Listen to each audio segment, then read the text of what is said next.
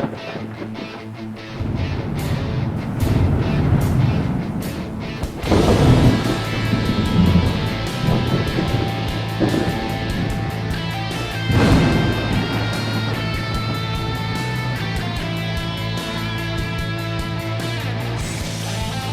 out there. Welcome to the No Shit Cast. I'm your host, Matt Frazier. Woo, thanks for joining us on our journey into the Internet College of Infinite Knowledge. My co-host for this evening's festivities, as usual, none other than the Grey Wizard of Historical Knowledge himself, Mr. Eric D. Smith. How are you tonight, Mr. Smith? I'm doing well. Thank you. Yeah, you're very zen tonight, bro. I got to give you this. You're shoeless and just kind of here, all comfy and all that kind of stuff. I'm in for the long haul. Yeah, man. It's going to be a long conversation tonight if it pans out like the last one, because sitting in the hot deck, folks, coming into us over Skype video from a hidden bunker somewhere underneath a giant piece of granite is none other than the legend himself, Mr. Ian Stair. How are you tonight, Mr. Ian Stair?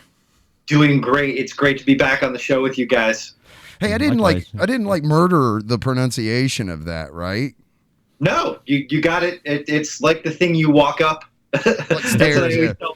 Yeah, it's you can, if you want to be bougie about it, you can drag out the vowel so it could be stayer. Like you could sort of interpolate a Y in between the A and the E if you want to be fancy and have as. Like a learned gentleman. The reason I asked that question is because of the way you use the delta symbol. Yeah. And as an engineer, that hits a nerd button for me, okay? Because I'm like, oh, look, it's delta in his name. So that as the A, okay? But does the delta have any significance, the engineering delta have any significance for why it's there? Is that subliminal somehow? So we're jumping right into this, huh? Well, maybe we want to know. Yeah. So we go straight for the deep end, Chief. So what Matt is talking about is the logo for my artistical endeavors. Hopefully the camera can pick this up. Yep. You see that ST Delta ER is how I've sort of stylized one of my projects, and there's a reason for that. Because. So I guess I'll spin the tale. I'll tell the story of how this all happened.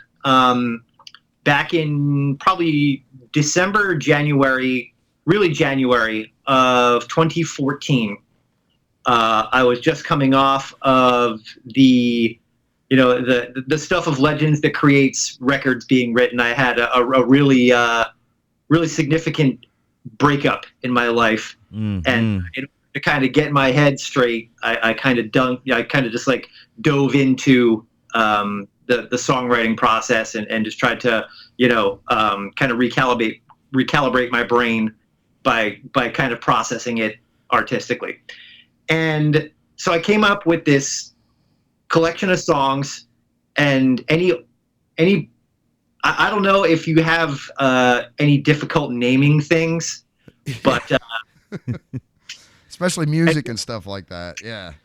So I had actually managed to have names for the songs themselves, which is sometimes a challenge for me because I write instrumentals, so that I don't have lyrics to just, I'm going to pull this one line and make that the title of the song. This stuff is instrumental, so it really kind of, sometimes the titles are just evocative. On purpose, right? Yeah. Well, actually, less on purpose and more because I need to have a damn title, or at least I feel obligated to have a title. Right.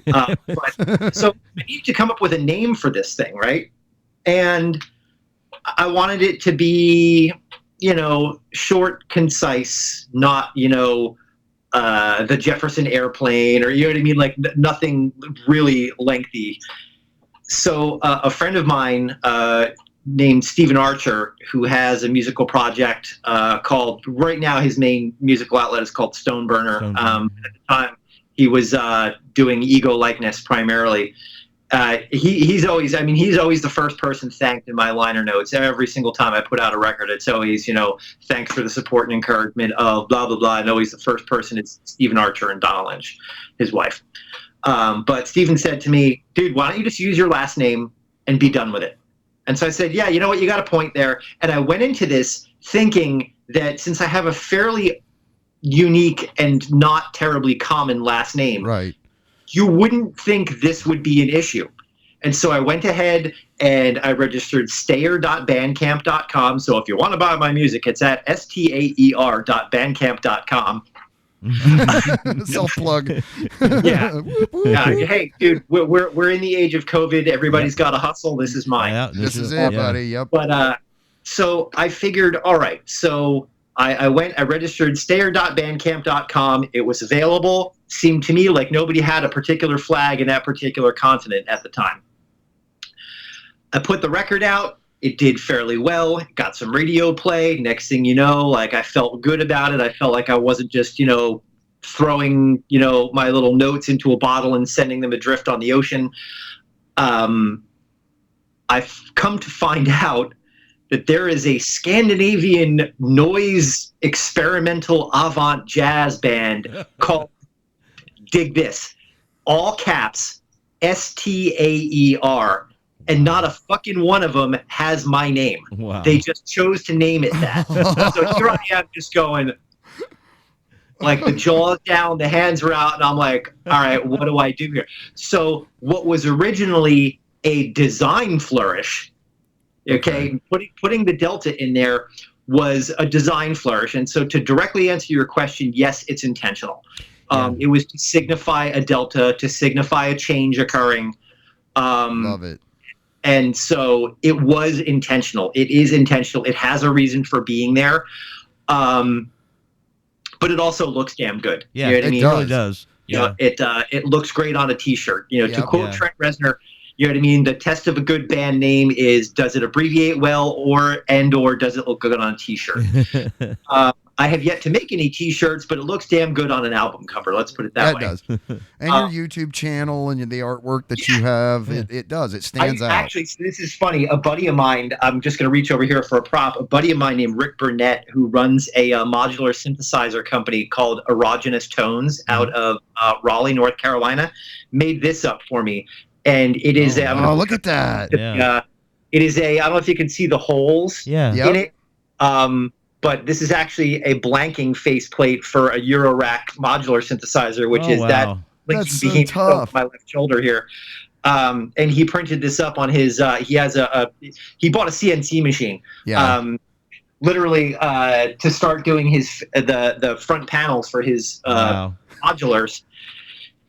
Rather than farm it out to somebody else, he actually put a CNC machine in his garage and he was milling all the panels himself. And I was like,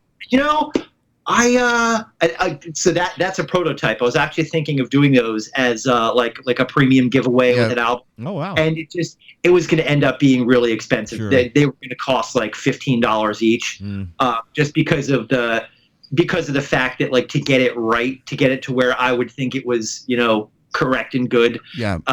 It would take a couple of turns each time just to make sure that passes, right.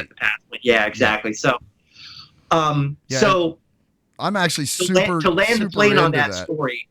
Sorry, I'm super into that CNC stuff at home stuff and 3D printing, and I don't want to go down a wormhole here, but your buddy there, I would love to get the chance to talk to him at some point just to pick his brain a little bit. Oh, I'll link you guys up. Maybe you can have him on the show. He's a great dude. He has taught me a lot. I like to I think we talked about it on the last show, but I kind of like to. I love it when I'm not the smartest person in the room, and he's one of those people that every once in a while reminds me that I'm not. Oh, yeah. Isn't it great? It's such an ego check to be around people like that. It's like, oh, yeah, I'm stupid. I forgot about that. So to land the plane real quick. Sorry, go ahead. No, it's fine. I just want to put a pin in that and then declare it dead. Okay. So it is like if you go to look for stuff on Spotify or iTunes or anything like that, it basically just to keep my conscience clear and not end up in any protracted legal battles. Not that I think I'm going to, but just to make sure that we are completely different artistic endeavors. All of my official goings on have the delta. So either that or like if you go to like my Bandcamp, it also indicates that that's my name. So if someone wants to say, and I go, oh, well, that's just my last name. So that's where you'll find my releases. But I guess legally, with my digital distribution, I'm set up as ST Delta ER, which we can talk later about why I just did a solo album that's just by Ian Stair, and it has to do with things like search engine optimization. Sure. Oh, I feel you, man. It's painful to navigate all of that stuff. Look, I screwed up and put an expletive in the name of our show. That has been nothing but a nonstop kick in the balls. iTunes probably doesn't want to deal with it. Ugh. It's because I can't do any paid promotion. I can't do any of that stuff that really jacks your view count and stuff up on places like Facebook and anything that Facebook owns, which is Instagram. So it really, if I had it to do all over again, I wish I had talked to Trent Reznor and had his advice when I came up with the name of this freaking show. Honestly, though, not to speak for, the dude TR, he would have told you good for putting the word shit in the middle. I mean, look at the song that catapulted that band to fame. They literally recorded the song Closer with the intention of it being so catchy, yet absolute MTV kryptonite. Sure it was. Because it had the word fuck every 4 year. Like, it's just like, how are you going to put that on MTV? You can't. Yeah, for sure. So, well, it does, and to your point, the name, when we tell people what the name of the show is and point them at the website, they know what they're getting. You know what you're getting into from the name of the show. This is not going to be sanitized really in any way. This is just. So we last talked to you on April 30th of last year, about 12 days for being a year, and you had 42 synthesizers then. Have you acquired any new ones? You were running out of space then, but I didn't feel like you were going to slow down. Yes. A couple of new things have showed up. A couple of things have made it out to, where do I where to begin? All right. So, I love him already. He's a gear guy. Over my shoulder here, a couple of these right here. The middle one is an Oberheim Matrix 6 that my friend Kit gave me. So backstory for the listeners and viewers is that I have this, well, let me do this. Let me do the dramatic. I'm going to take the stand that the camera's on here, and I'm just going to kind of do this little panty pan here. Just ABC. Oh my God, the extent of this nerdvana. And then, kind of pan it back. I'm just going to do nice and slow so to give people motion sickness. Yeah. Holy shit, dude. Back here, and it looks like Darth Vader's bathroom. Thanks. I know what that quote is from. Yeah, you do, don't you? Yeah. So should I tell you what it's from? Yeah, go ahead. It's from Knight Rider. Yep. It's from the pilot episode of Knight Rider. It's when Michael Knight our television show in the night 2000. That's right. It's like Darth Vader's bathroom to me. Excellent. Yeah. It's so cool that you caught that. Oh yeah, frame yourself back to the right a little bit again. We want to make sure we keep you. Yeah, there you go. So a lot of these. I have, I'm a synthesizer rescue. A lot of people, no, seriously. A lot of people give me stuff that is unloved, neglected, on its way to the trash. And it's actually kind of shocking how fundamentally little in terms of real actual work needs to be done to some of these besides. I mean, the first thing I do when I get one is I just completely disassemble it, strip all the keys off, and I basically take all the keys and I put them in a bucket.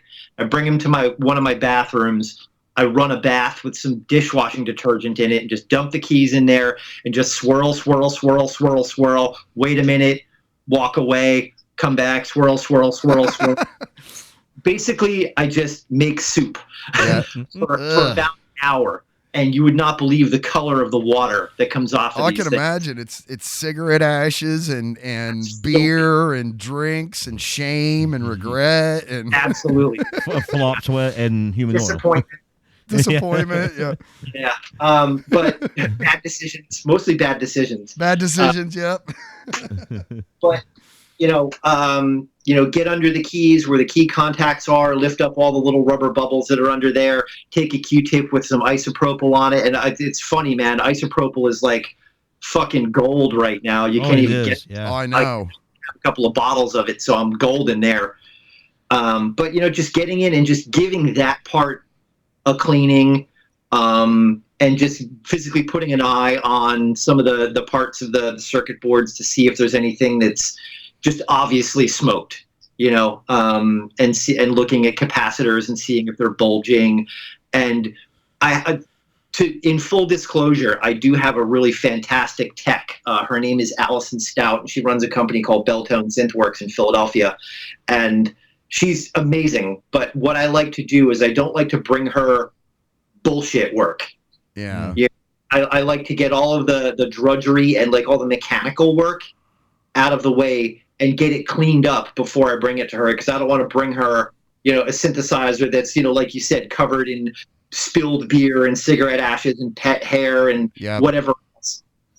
So usually what I do is I'll give the thing a full tear down. I'll rebuild the key bed, rebuild all the key contacts to where I know they're good to go and practically brand new. I'll give all the jacks and knobs, cleaning and lubrication with switch cleaner and things like that. And then at that point, usually I have a good idea of, all right, here's what I think is wrong with it. I email Allison and I say, hey, and what's amazing is she's so experienced and knowledgeable with this stuff that if I tell her, oh, I have a Cord Poly 6, she's like, yeah, did the battery explode? I'm like, how did you know? She's like, they all explode. Wow. Like that. Every single synth, it's kind of like automobiles. You know what I mean? It's like, dude, if you've got a Ford Focus or it's a Ford Tempo where it had head gasket failures. It's like, dude, if you own one of those, it was like, it's not an if, it's a when. You're gonna have to put new head gasket. Yeah. So to land the plane on that one, I bring them to her. She keeps each synth for a week or two. Usually it's like there's a MacGuffin that needs to go in it, and it's just usually a matter of her ordering the MacGuffin and having it sent in, have it installed, calibrate it. I come and pick it up, and then all of a sudden it's good to go again. Board level repair, man, is a quickly diminishing art. There's not a lot of people left that can do that stuff. Thankfully, most of this older stuff is all through hole. What's that mean? Sorry. So in circuit design, you've basically got sort of two paradigms. You've got surface mount devices. Oh, I understand. Okay, yeah, I know what you mean. I'm sorry, through the circuit board soldered on the backside. Yeah. My bad. So it doesn't, you don't have to have a reflow oven and a hot air gun to get it all apart. You're not sitting there picking the things out with tweezers. It's fairly easy to get apart. You just basically take a desoldering tool and and there's only, like, out of all the stuff I have in here, thankfully there isn't too much that runs on unobtainium. There are synthesizers out there that run on unobtainium, and one of the dream synths I want, it's called a Prophet VS by Sequential Circuits, and those things, when they fail, they fail. They use like custom CMOS chips that were used in order to do a lot of like the VCAs and things like that in it. Yep. And they're just, you can't find them. No one's making them. There are some aftermarket made. With the best thing about that Poly 6 I was talking about, when Allison told me, oh yeah, it's the battery, and I was like, yep, it's totally exploded. And what it is, so if I'm going to kind of take the lid off and explain it. Inside a synthesizer, you've got storage memory for the sounds that it contains, and there's usually like a 3.3 volt battery on the main logic board, just like there is on a computer motherboard or whatever.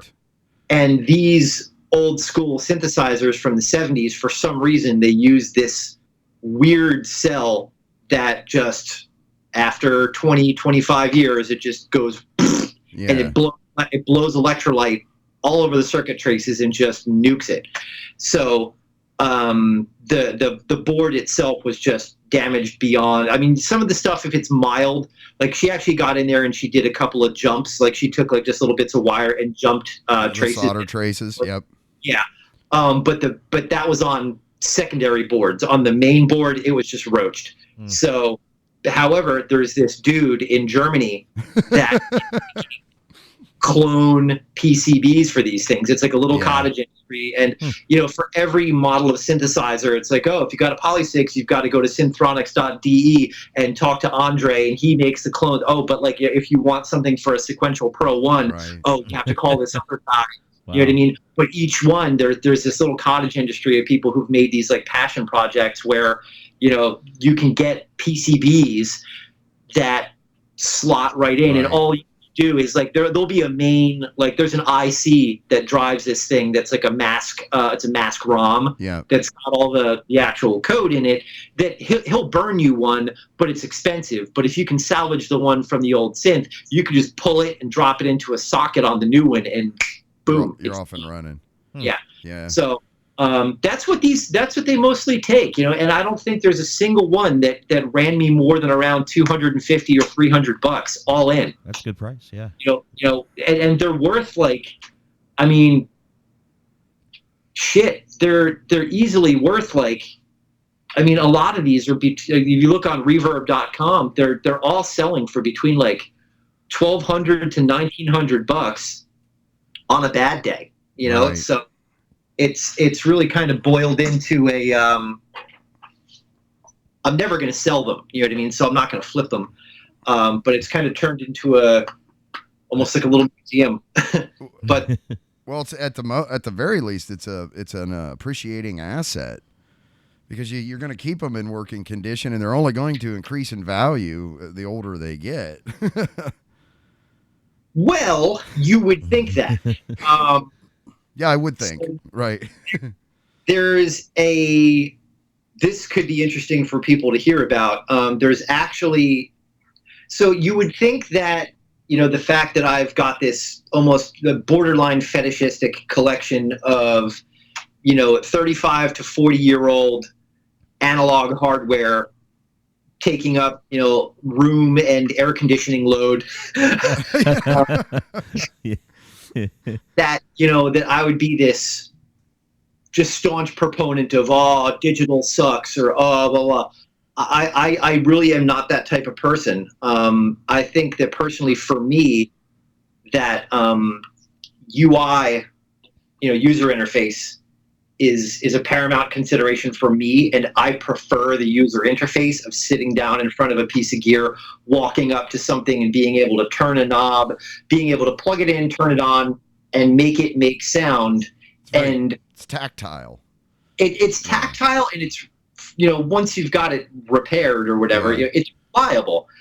But there are, I would wager to say that for every piece of equipment in this room, there is an equivalent piece of software that costs between $0 and like $20 that you could buy and run on, just to get back to, what we were talking about before the camera started rolling, you could run it on an iPad. Mm-hmm. Yeah, definitely. Mini modes. Korg makes a virtual bundle that's got the Poly 6 in it. Over my left shoulder here, there's a Korg MS-20. Actually, there's two of them in this room, but one of them you can see. Juno 106, there's a virtual one of those. Virtual Korg wave station, like everything in here has got a virtual software equivalent. And they don't sound identical, but they sound good enough that for, let's just say, 85 to 90%. Here's one of the things is that you don't know whether it's good or not until you've actually heard the real thing. Yeah. Oh, I follow you. Yeah. And now, once you've heard the real thing, you will be ruined for the facsimile for the rest of your life. Right. However, for someone, like I'm a big proponent of making things accessible. And for someone who's like, the equivalent of 12-year-old me who would walk into a music store and look at a wall full of synthesizers and go, that's how much? Yeah. $2,500, $3,000 in, let's say 1992 or whatever, 1991, whenever I started to first kind of get that crazy look in my eye, whenever I'd see something with keys on it. But it's So the entry point's been fairly high for this too, so it probably keeps it a more reclusive. yeah. It's not like buying a Strat Pack for $99 at Well, Guitar no, but Center. see, that's what I'm getting at is Yeah. that the advantage of having things become software based is you are able to, like there was a long period of my life where I made a living as a software and synthesizer and pro audio salesperson. Right. And I had a very, my quote unquote Rolodex was deep for, someone trades in an original Roland TR-808 drum machine. I make 3 phone calls and that thing is fucking gone within an hour. Yeah. Right. You know what I mean? But I've been able to put my eyes on it and, make sure that all the things you should look for on it are good to go. But, your experience when you go into I worked for one of the big box chains, and one of the things I got almost every single time from someone is like, man, you really know a lot for someone that works in a chain music store. And I'm like, yeah, that's kind of how I make over $50,000 a year as an employee of a chain music store. Right. Because, I've been doing this for 20 years, like I'm not constantly for 20 years, but, there was a point. Status. Yeah. You know what I mean? Like, I would go back every once in a while, like I got hired as a grunt level dude, and then I kind of made my way up through the corporate chain and actually worked for their corporate office for about 5 or 6 years, wrote a quarter of their training curriculum. And then in 2008, when the bottom dropped out of everything in the world, all of us got laid off. Yeah. So that's when I kind of decided to go, all right, that chapter of my life is done. Let me maybe focus on touring. You know what I mean? I was very interested in lighting design and set design, production design. And, I kind of had a day job that was in the way up until then. Well, with that particular set of shackles off, all of a sudden I, just was like, well, okay, I did not know I had wings, but but here we go. Lost everything, that you're free to achieve anything. Yeah.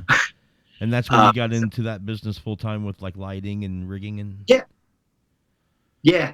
So, just to land the plane real quick on the whole, music thing is, I did have that clientele for, vintage and sought after analog hardware, but that was not the bulk of my business. And I could sleep very well at night, with, some young buck who comes in wanting to make, who comes in with his eyes wide and be like, hey man, I want to get into making trap beats. All right, cool. All right, let's sit down. Let's get you a copy of Native Instruments Machine.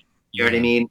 Let's set you up with Reason. Let's set you up with, whatever. Or someone wants to DJ. It's like, all right, let me set you up with, Tractor or, Serato Scratch Live or any of those products. Because as an entry level thing, I mean, when I got on this train, again, in 1991, 1992, there was no equivalent. It's like podcasting. Think about what you guys do right now. Think about what the barrier to entry would have been in 1991, where you would have had to have broadcast cameras, broadcast switchers. Yeah.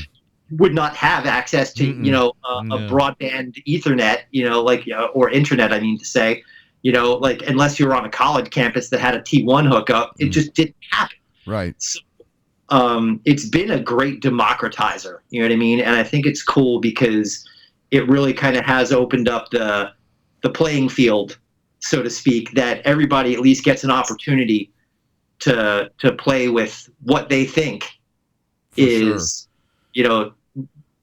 reasonably equivalent equipment. Maybe it's not if you take a listen to some of the originals, sure, and yeah. You'll go, oh. So much easier to get a CMI 5 than it is to actually buy the Fairlight CMI, sampling machine even today. Exactly.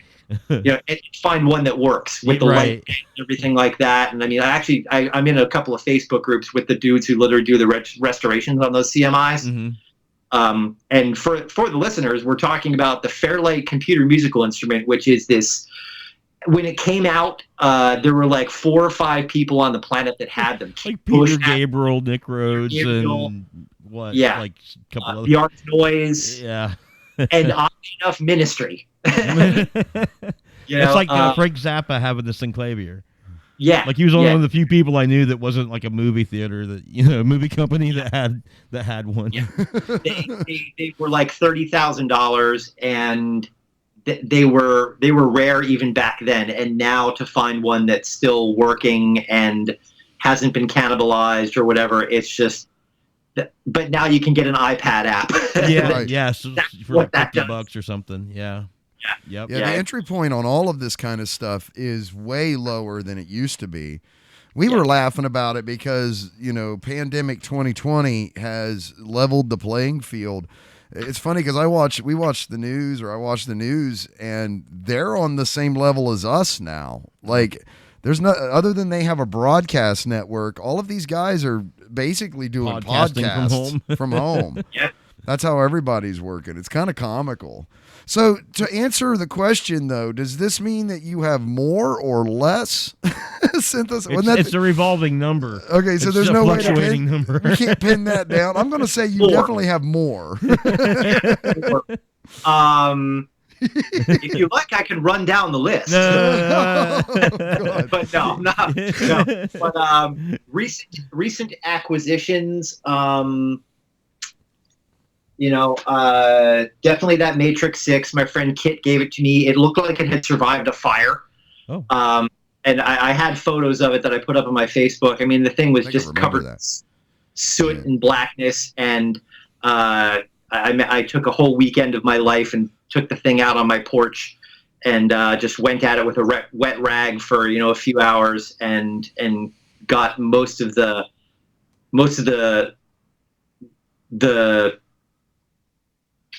charring. The carbon. You want to call it, There was a gig in hell and it barely survived. but that one was a big acquisition because that was one that for some reason, we have talked about magical thought and intention on this show. Yeah. It was one of those things that I really wanted. And I kept thinking, I've got the rack mount version of this, but I just, it's like whenever I'm on a record hunt, you know what I mean? And I want to find that elusive 12-inch or whatever, every time I walk into a record store, I just picture what it's going to look like when I go flipping through the stacks and I go flip, flip, flip, and there's that record. Yeah. And, or I'll have a dream about it, but that's, that ended up happening. One day my friend Kit just sent, whenever someone donates one of these synthesizers to me, I never ask questions. It's so, right. Sure. Yep. Where are you at? It's like, hey man, I got some keyboard. Okay, I'll be right over. Never. I don't know, man. What kind of? I don't know.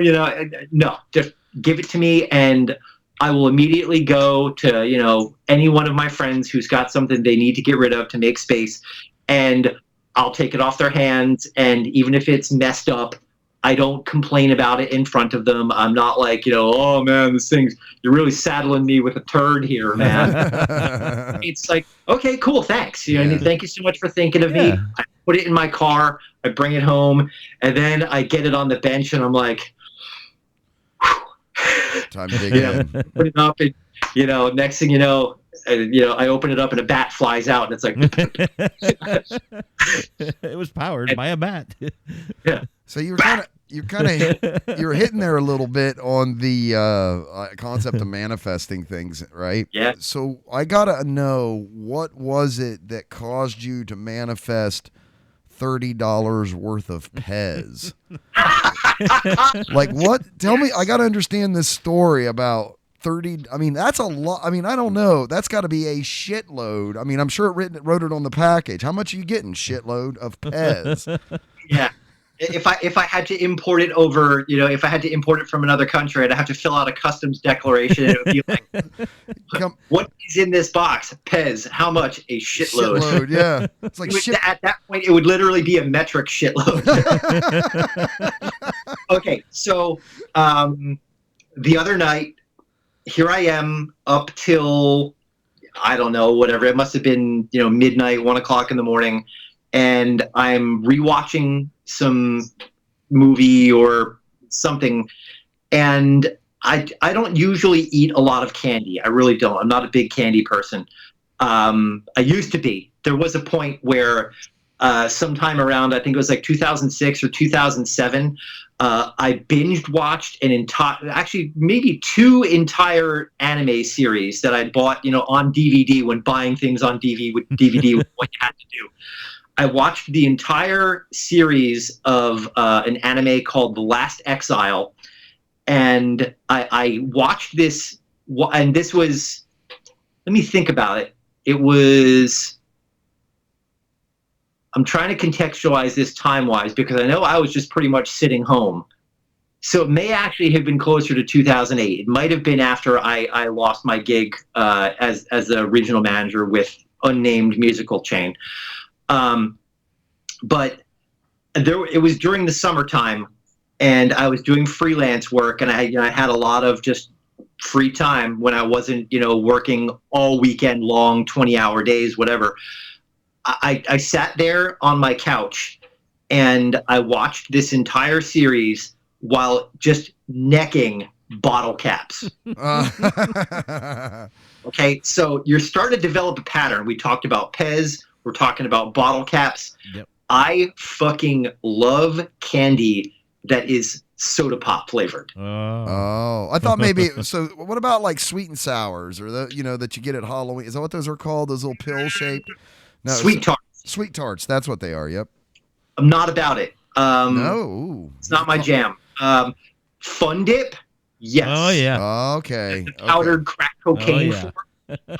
With the stick that's really the star of the show. Yeah, pure sugar stick. Yeah, I mean, we're really there for the stick. The powder is just kind of window dressing. Yeah, icing on the cake. Yeah.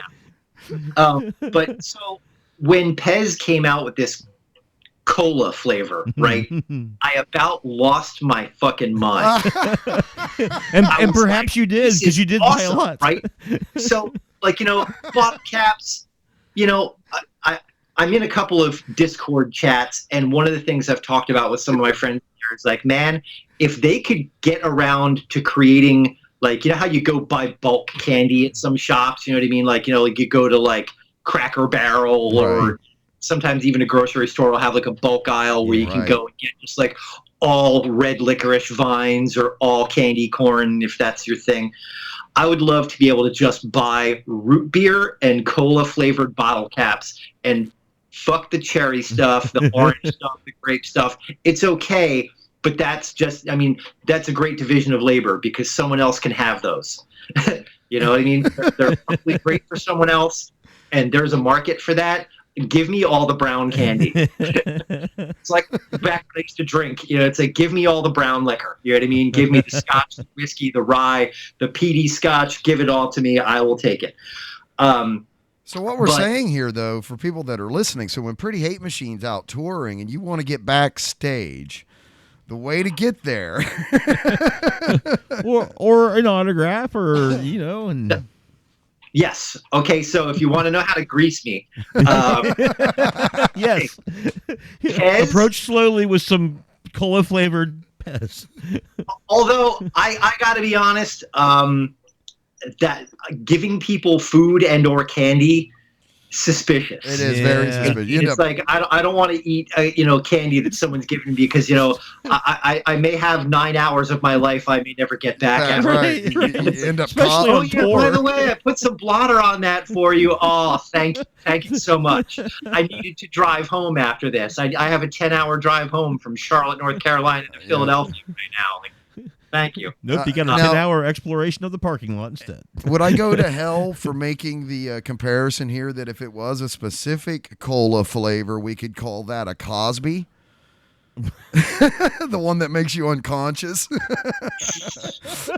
Am I going to hell for that? I'm going to hell for that, right? That's all right. So I'm just going to go ahead and park myself on the side of the debate that says "fuck that guy." Right. And Amen. also to let you guys know that trial was held in my county courthouse about 3 miles down the road. Yeah, he's in Philly. Oh, Yeah. wow. Yeah. It was in Montgomery County, so it's not actually in Philadelphia proper. Okay. So anybody who wants to stalk me, I do live just outside of lovely Philadelphia in Montgomery County. is a high per capita income county in which I live in the extremely low rent portion. Stop on by. An artist. I have seen some of the stuff you cook. You look like you cook some really good food, man. No kidding. Like healthy and tasty. Way not what I eat. Well, it's really funny. That's one of the things that being cooped up for this whole thing, and we could talk about why I've been cooped up in this whole thing. But getting back to cooking has definitely been one of the things that kind of brought me joy. Right. When the whole, so let's contextualize this for a second. Besides doing music stuff, I work in the entertainment industry, and I currently, I was touring for a long time as a lighting director, lighting designer. Lot of bands, everything from underground electronic bands. I'll name drop a few. It's not to name drop and be, but it gives you an idea of what I've been through and where I've been and with whom. Yep.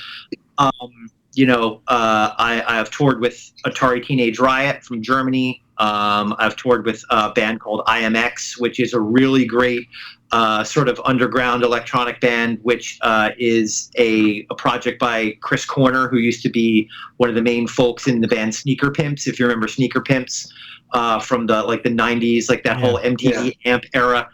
Their album Becoming X is amazing, but Becoming X, you know what I mean? If you look at the Sneaker Pimps album Becoming X and then the band IMX, there's a direct cause-effect relationship there. But also, Sugar Ray, Gin Blossoms, Blues Traveler, Eve Six, Better Than Ezra, a lot of 90s, very well, not super fancy, but very well-to-do bands that have, I like to say that I cannot go and buy a gallon of milk at the grocery store without occasionally hearing one of their songs. And I go, oh yeah, I used to have to hear that every night. You know what I mean? The good thing is, when you're touring with people that have a bunch of really good hit songs, it doesn't really suck to hear the stuff every night, because you're like, oh yeah, I know that song. I grew up with that song. It's so, but then, that kind of drew to it coasted to a halt. Maybe, I don't know, 4 years ago, when I got basically recruited by a synthesizer manufacturer to go work for them. And I kind of originally had said, I don't know, I don't really want to move. And because originally, taking the position kind of hinged on me moving to Long Island, of all places. And not to take anything away from people who make their home on Long Island, but it's an expensive place to live. And like I said, I live in a high per capita county in Pennsylvania, and but I still managed to have a fairly nice place. It certainly is not affordable housing by any stretch of the imagination, but I'm not sitting there going, holy crap, how am I going to make ends meet here? When I went to go look and see what it would cost to get an equivalent apartment on Long Island, there was no way it was going to work. I looked at the numbers and I was like, you've got to be kidding me. Like, this is going to cost me double or more what I'm paying to have the same square footage. It was just ridiculous. So I didn't really want to relocate. And so I actually told them no.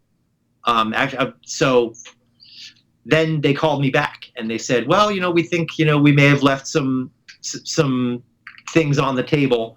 Let's revisit this. And then, so in 2016, I actually had to turn down a tour with IMX. We were literally about maybe 3 weeks from going out on tour. And we were just starting to kind of get all of the building blocks that have to happen, before a tour happens. Going over the lighting design, sourcing where the lighting equipment is going to be rented from for the duration of the tour, getting my passport and all that kind of stuff squared away the tour was going to start in Mexico City and then, go throughout the US and hit Canada. So I had to make sure my passport was in order and everything. But I had to unfortunately turn it down because I got this job working for Korg. So I worked for Korg for a while, and that gig ground to a close. Again, it was amicable, but the position I had ended up kind of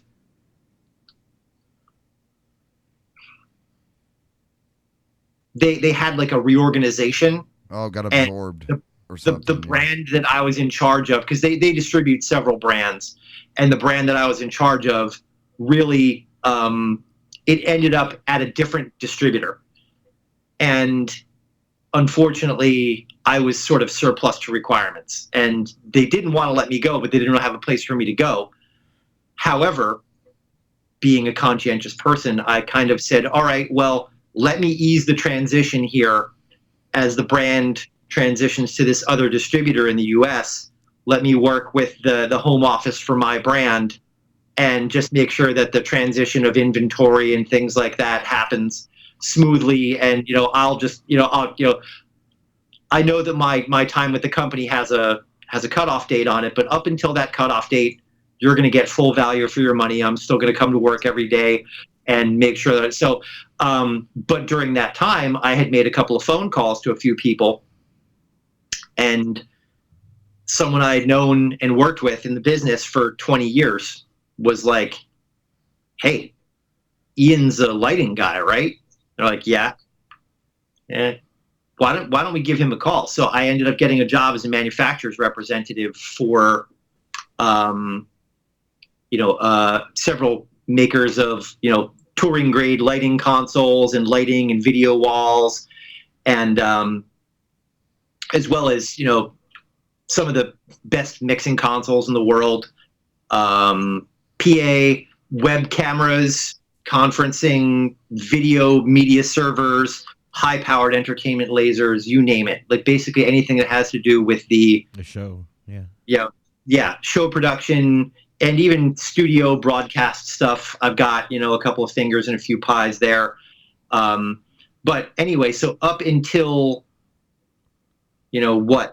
how do we get on this topic? I was kind of heading that way, and you kind of went that way too. And I was kind of heading toward when we were talking last year about the state of the industry, and we talked a lot about how social media was a huge impact on everything. And then, a year later, there's this out of the blue virus that comes in and basically just destroys what's left of what was withering at that point. And I was going to ask you how, tell us about that and how that's affected you, because you're kind of leading up to it. Though. What you do? I realized it must have really taken it in the pills from from the pandemic 2020. I mean, all live sort of production just stopped almost overnight.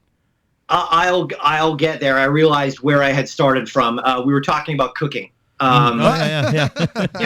And so basically, when the world ground to a halt, in March of this year, there was a lot of uncertainty, and I'm sure it happened out by you guys as well, but you couldn't get shit. You know what I mean? You'd walk into the grocery store and shelves were bare. Yeah. However, I'm going to jump into kind of a little bit of pointy language here, but because I guess people are fucking racists, the one place that didn't have a run on any food around it was my local Asian grocers.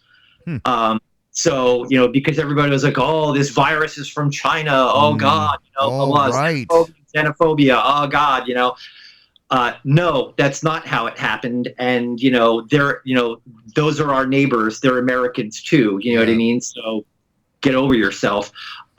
They had toilet paper, lots of it. They had great fresh produce. They had fresh fish. They had, so I was just like, well, this is where I'm going to be doing my grocery shopping for the next foreseeable several weeks. So I started to be like, all right, let's get into doing some things that are outside my comfort zone. I mean, I can grill up or pan sear a steak like nobody's business. But when I had access to things that were a little bit outside my comfort zone, I started to go, all right, hey man, let me start doing things like learn how to cut and prepare sushi grade fish, and oddly enough, during the middle of a pandemic, not a lot of people were buying sushi grade fish because they didn't know it was there. You know what I mean? It's not like there was a parade leading to the front doors of, you know, these grocers, but all the restaurants were closed. So these are the same places that restaurants were going to get their supply of fish and whatnot. So this stuff was just kind of sitting there, and they were kind of discounting it. And so I was like, all right, well, if I can get a, you know, slab of sushi grade tuna for $6, buddy, Right. you know, Right. like, it's sashimi day in the Stair household. Yeah. So, you know, that, and like the other night, I made that chicken biryani that I posted pictures of, and it was mostly just kind of, you know, getting comfortable with, you know, making like the sauces and just. But anyway, like it's been a lot of fun to kind of flex that muscle, because I'm going to lead back into the question you asked. Like back before all of this, I was spending so much time on the road Right. that I was not getting home until 8 o'clock, 9 o'clock at night. You know, I was leaving the house at 8 in the morning, 7 in the morning to go drive to Washington, D.C. for a vendor appointment or to go run a training somewhere, and then, you know, be there all day and then drive home from the D.C. metro area at rush hour and not get home for 4 hours. So now that I've got nothing better going on, you know, I'm home and I'm able to kind of, you know, be more of the, you know, the person in the kitchen doing all the, you know, kitchen magic. Mhm. So yeah, let's talk about what happened in March. and now we've arrived at March. Holy shit. Yeah. Yeah. Oh, man. Holy shit. I was talking to another friend of mine that I hadn't really talked to in a while tonight, and they're like, you know, how you been? What have you been doing? You know, and I told them I can vividly remember the last day I went to work. It was March 9th. Mm. I was up just outside of New York City in Secaucus.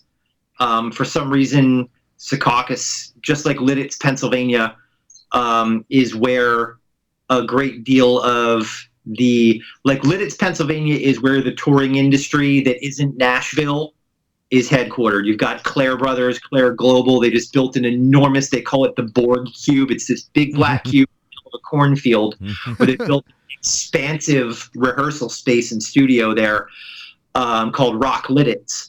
And, you know, Claire Brothers is there, Tate Towers is there, you know, and many of the companies that service the touring industry are there. But outside of New York City, we have this lovely thing called Secaucus, which is where a lot of the New York broadcast and Broadway industry is serviced. So you've got rental houses like Production Resource Group that are out there, BML Blackbird are out there, Rose Brand, which is a company that makes like soft goods and drapery and things like that. They're all out there. And I was up at BML Blackbird getting back a loaner light that I had lent them because they were, you know, over that weekend, I think it was, I guess the 8th or something. The last event that happened in New York City that I can recall was one of the ones that my light was hanging at, which is the Allman Brothers 50th anniversary at Madison Square Garden. Wow. And they had, you know, I worked with them on a design. They hung this as a tribute to this, to their longtime lighting designer, a dude named Pappy. Pappy always wanted to have a big mushroom hanging over the stage, and as a tribute to him, they the lighting designer for that show, a guy named Chris Reagan, designed a big 40-foot tall mushroom made out of truss, out of aluminum truss that was skinned with projection screen, and the entirety of the truss was lit with super bright little box lights that are like LED color changing lights that are, you know, remote controllable like all the rest of the lighting in the rig. And when it came time to bid for that job, to build that, you know, one of the products that I represent was on that spec. They said, hey, you know, those lights will fit right inside the 12 by 12 box truss, and you know, they're super bright and they're up to the task. And But the thing is, the way they had done the design, they used all of their spares, and they didn't have any spares left over. And so I had brought up one of my personal demo lights up to them to borrow for the weekend, and they ended up using it. They're just like, we'll put one more in the rig. And so they had no spares left, and they took every single one they had and they put them inside this trust mushroom. So I literally drove up there that day to go meet up with my guys there and get, the gear had just come back from the show that weekend, and it was all disassembled and back in the shop and getting put back up on shelves. And so I went up there to go get my light and put it in the trunk of my car, and that was pretty much the last day I had work. And even that day, there were signs all over the shop, please, stay 6 feet apart from one another. Right. Wash your goddamn hands. All the signs said, wash your goddamn hands. Yeah. So the entertainment industry was taking it very, very seriously from the moment it was announced. And here's why. When the news of that pandemic started to hit, that week, we lost South by Southwest, we lost Coachella, we lost a couple of other smaller music festivals, because everybody realized that to try to do shows with a virus with this amount of communicability was negligent. You were literally walking into a petroleum distilling plant with an open match. Yeah. You are fucking asking for it. Taking, and just to contextualize again, we aren't talking about little, Johnny's 5-piece jazz band that plays at the bar down the street that has an audience of 40, or maybe an audience of 4. We're talking about, like I said, the last gig that I was involved in was a sold-out show at Madison Square Garden. Yeah. These are the people that I deal with in my day-to-day. These are the tours I'm on. I have been the person pushing the faders at a sold-out show at Red Rocks in Denver on the 4th of July. And let me tell you, that is a pants-shitting experience. When you realize that, okay, me and the guy running sound here are and let's talk about that for a second. Being surrounded, part of that job is being in you're not on the stage. You're not separated by the crowd barriers and then a couple of feet of stage and PA and whatever. You're in the middle of the crowd. Right. And they are hooting and screaming and drinking and throwing fucking beach balls and whatever. If they have some sort of weird communicable disease, buddy, you're coated in it by the time you get out to where you're supposed to do your job. By the time you walk through the crowd and get to where you're putting your hands on your console, you are fucking slathered in that shit like a fucking English muffin covered with butter. Okay. So, there is no safe way to do that right now. There are some people attempting to do it right now. And I wish them well. I hope they get sick. I hope the people that went to some of these shows don't find out in 2 weeks that, right. They've just inadvertently killed a bunch of people. The joke was when the event, I'm not going to name the name of the event. I'm not going to name any of the bands that were there. You guys probably know what I'm talking about. I don't want to go there. Right. But a friend of mine in the industry said, look in the want ads in 6 weeks, and you're going to see a lot of motorcycles for sale. Yeah. Listen, we had a couple of weeks ago, we had Daryl Hell come on. And oh yeah, man! Holy crap! What a fucking juggernaut that dude is. By Hell the way. Lab, man! Yeah. Holy shit! Oh, and one of the things that he every time I have him on, he just blows my fucking mind. And this one, we went went deep, and he again blew my mind. But he pointed out something, because I was on that team, or in that group. I shouldn't say team because I hate that, but I was sort of in that mindset. Let's put it that way.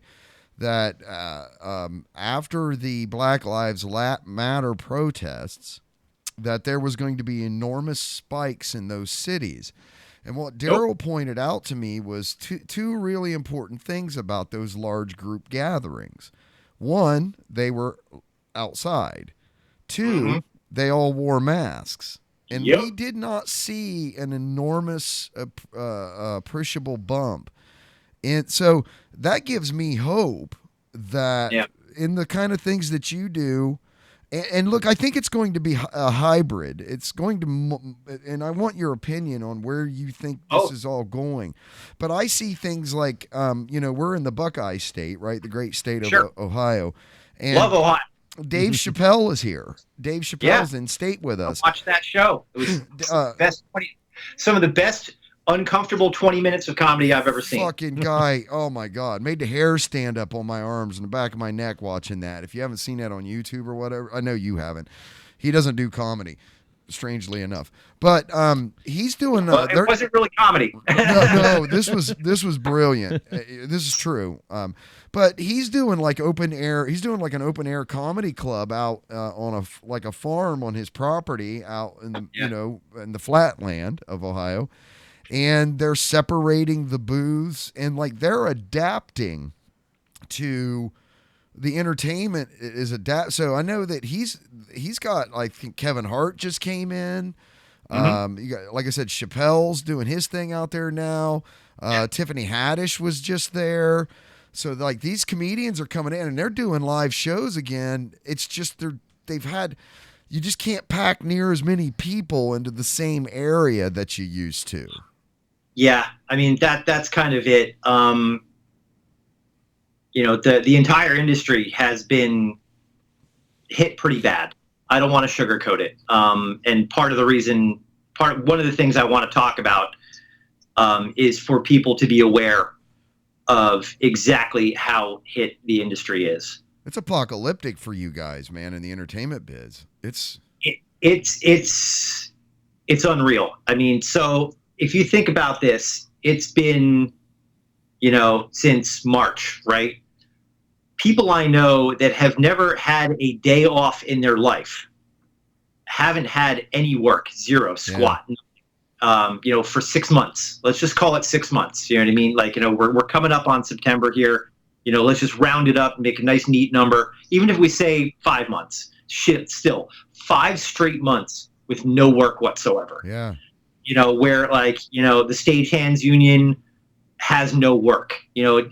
At any given point, the stagehands union is doing things like film shoots. They're doing things like, in our city in Philadelphia, we have the International Flower Show or the car show that comes through, and, convention events, things like that you wouldn't normally think of as being stagehand type work, the stagehands work at. And, because you've got breakout rooms with, projection screens and, little tables with microphones and whatever, little PA systems and whatever, and that all has to be set up by people. And then there's the hotel and conference AV stuff. That's also absolutely dead. Nobody's doing general stuff. All your corporate training events or we're going to launch the PS5 at E3. No, you're not, like there is no E3 or whatever. Yeah. Yeah, I just got the email this week that NAMM, the big music industry show, that happens in Anaheim every winter, not happening. LDI, which is the major trade show for the lighting design industry, and it has also kind of spilled over into concert sound, canceled. You know what I mean? And not to mention things like South by Southwest. All the audience-facing events are gone, but also the industry events also are gone. So these are all things that people who have extremely, this isn't just, and not to take anything away from people who may shovel dirt for a living, but this isn't just stick, shovel in dirt, lift, move. You know what I mean?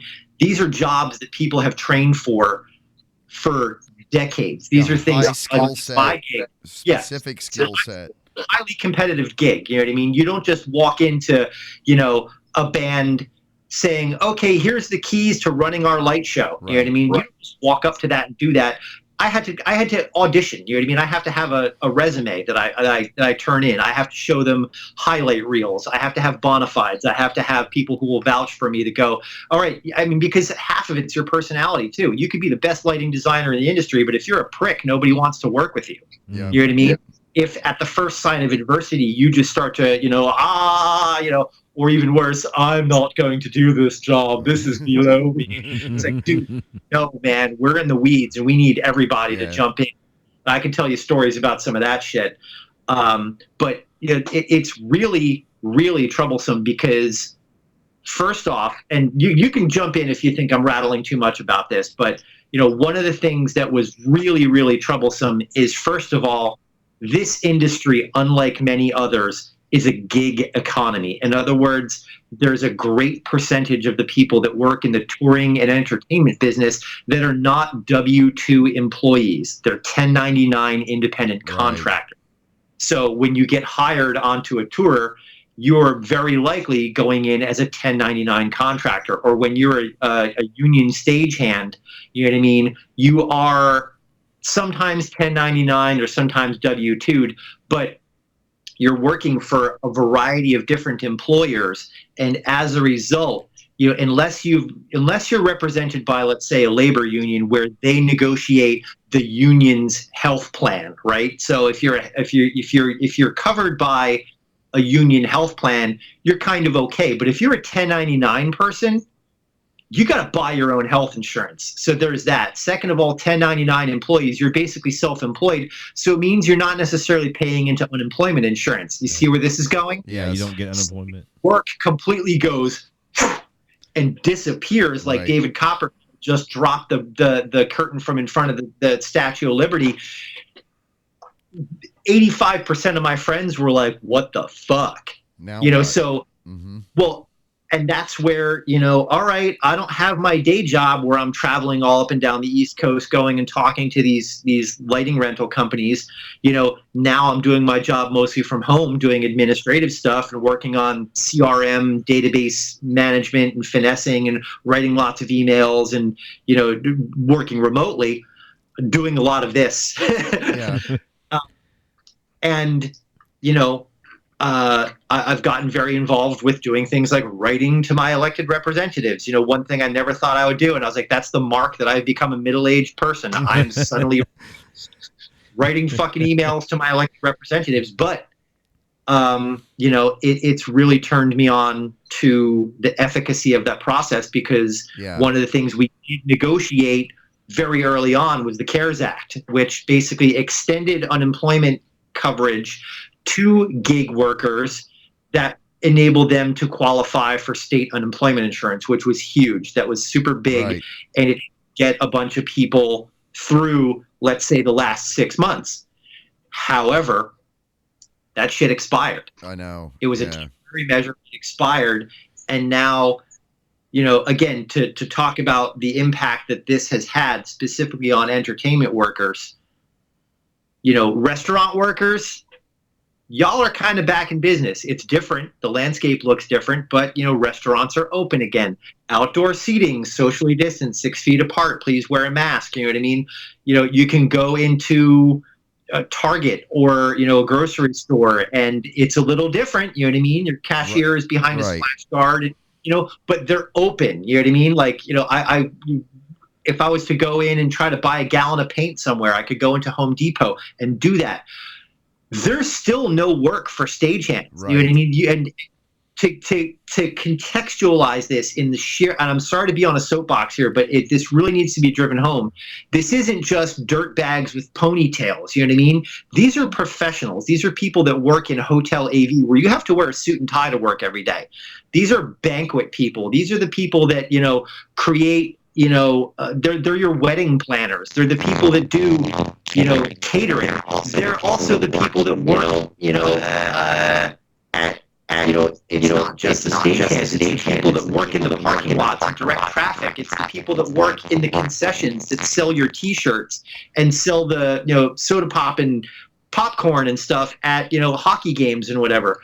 those people are all affected. And in Pennsylvania alone, I know the Pennsylvania numbers because I'm right next door to you guys. In Pennsylvania alone, that aggregate number of displaced employees right now is 500,000 people. Jeez. Over 500,000 collective workers in the state of Pennsylvania alone. This isn't just, oh, there's a couple of dozen people out of work. Because, it's a huge fucking industry, and it's been absolutely ground to a halt because, there are no concerts to speak of. I mean, yes, there are these smaller things where it's comedians and whatever like that, but it's on a much, much smaller scale in terms of, when I am a stagehand. I'm a card-carrying IATSE stagehand, and I've taken a bunch of calls. You know what I mean? Where you just basically get a call from the hall. You go down, you do the job for the night, you sign in, you sign out, you get a paycheck in a week or two. For example, I was a truck loader, me. You know what I mean? Like I'm a fairly small dude. I mean, I'm 6 feet tall, but I'm not a big, burly 6'5", jacked up, professional wrestling looking guy. They put me as a truck loader on the loadout for U2's 360 tour. 52 fucking tractor trailers. That happened on Lincoln Financial Field, which is where the Philadelphia Eagles play football, right? That tour sold so many tickets that they could afford to pay the Philadelphia Eagles to go in there for 3 days. They took a grader, and normally a football field is crowned. It's not flat. It's got a little bit of a crown to it. Right. They went in and they flattened it. They took fucking graders and went, flattened it, and put aluminum decking on the entire field. So they could drive tractor trailers out onto the field to be able to build that giant claw structure, and then also have, seating all on the field as well as the entire, so imagine a football stadium full of fans, like for the Super Bowl. Now fill that field with fans too and put a stage at one end. Right. But 52 tractor trailers, and we got that show out by dawn. We were done by dawn. We started at 10 p.m. and there was so many people. We called in from jurisdictions from New York. We called people up from Delaware. We called some people up from Baltimore. That was, if you have a union card in good standing, we need you on this show to be able to make it happen, to where these 52 tractor trailers loaded with winches and generators. And I mean, we're not just talking about band equipment here. We're talking about heavy equipment getting loaded on with forklifts. One of the forklifts stalled, so we literally had to lift one of those forklifts with another forklift to get it but talking hundreds and hundreds of people that are employed a single night by one of these tours. Wow. And none of that's happening. So that's the level of employment that isn't happening right now. It is not going to happen for the foreseeable future until we figure out what the best practices going forward look like for, again, not just concerts, but also, take 2,000 people and put them in a ballroom for the unveiling of the Xbox 920 or whatever the hell it is, it's just not going to happen. Trade shows, the NAMM show in Anaheim, that Origin went bankrupt too. That's a big gaming convention, like the second biggest gaming convention here in Columbus. They went bankrupt. Yeah. I mean, I know that convention center. I used to do OhioCon there every year. The company me and my partner own, we used to roll in there with a 26-foot box truck full of lights and sound, and we did OhioCon every year. I mean, that was a great trip because it was always in February, and it was always during the snowiest, shittiest part of the year. And driving a 26 box truck through Wheeling, West Virginia, through that valley there, sketchy. Yeah. Uphill Billy Turnpike, I think is what they call that, 64 and stuff up through there. I did a trip back from Virginia Beach one time in the Navy over Christmas, and a little geostorm, and followed a tractor trailer. We had CBs back then. This is the 90s. CB radios, and I got on the horn with some tractor trailer driver and just rode his wheel rut through the Hillbilly Turnpike through West Virginia and got to the other side where it just turned back into rain.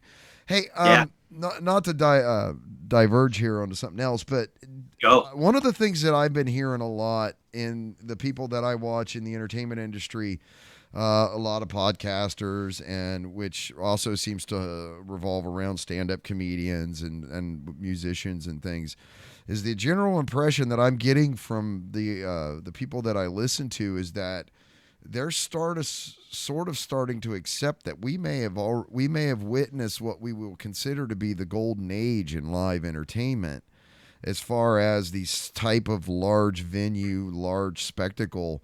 Like, they may never come back again. Do you feel defeatist that way, or No? No? Okay.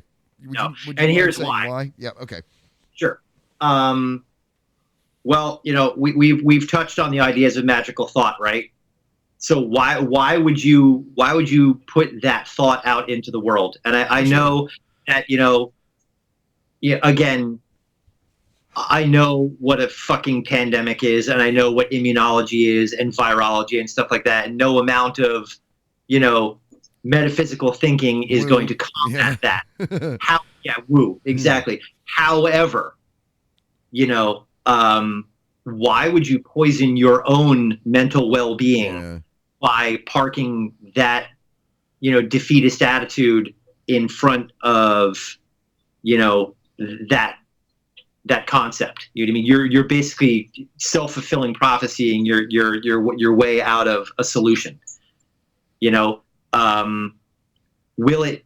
I mean, I'm going to really just kind of lay it all out here. When this shit got announced, and I know why they announced it the way they did. I know why they said, "Oh, we're going to go for a 2-week shutdown," and it's going to be a 1 month. The second it happened, I was like, we are going to be in this for at least 6 to 12 months minimum. And I just basically, I didn't want to talk about it with my partner, and I didn't want to alarm them. I didn't talk about it too much with any friends of mine because I did not want to alarm them and seem like I was Chicken Littling. But here we are. You know what I mean? It's been 6 fucking months. You know what I mean? No, man, you're a bright ray of sunshine. He walked in the studio and went, "It's going to be 4 years." A year and a half to 2 years at the most, at the quickest. Right, but what I'm saying is like 6 months at minimum, we're going to be dealing with this for 6 months to a year, right? How long were we at war with the Axis? Yeah. You know what I mean? How long were let's be exceptionalist Americans just for a half a second here, even though, we need to look at the global impact at the end. And let's think about this, man. Look at the rest of the fucking world. You know what I mean? They're starting to open back up again. We haven't figured out how to get our heads out of our asses and just go. I mean, you guys are wearing masks. I don't need to wear one, but I mean, obviously you guys live in different homes. So you're smart thing. You're 6 feet apart. You're wearing masks. This isn't an intrusion on your rights, man. I love the entire fucking Constitution. I love the entire Bill of Rights, including the Second Amendment, but also the First Amendment. And there's nothing in any of that that says what you guys are doing is a bad idea. It's not, in another. I'm gonna diverge, and then I'm gonna come back. I promise. But in a Discord chat that I'm in, we were talking about it tonight. It's like, man, if this really was an Illuminati conspiracy, what would the idea of that we have almost got it down to where, facial recognition and identification of people is down to a dead ass science, right? Why would the Illuminati of the world or the conspiracy, string pullers make this so that they wanted people to fucking wear masks? Right. Yeah. Where is the angle in that? Where is the end in that? So it's just horse shit. So, but to talk about, like what the, where are we going to be? What effect is this going to have? I don't think we have hit peak entertainment. I think it's caused a lot of people to pivot. I think it's one of those things where I'll tell a slightly embarrassing anecdote.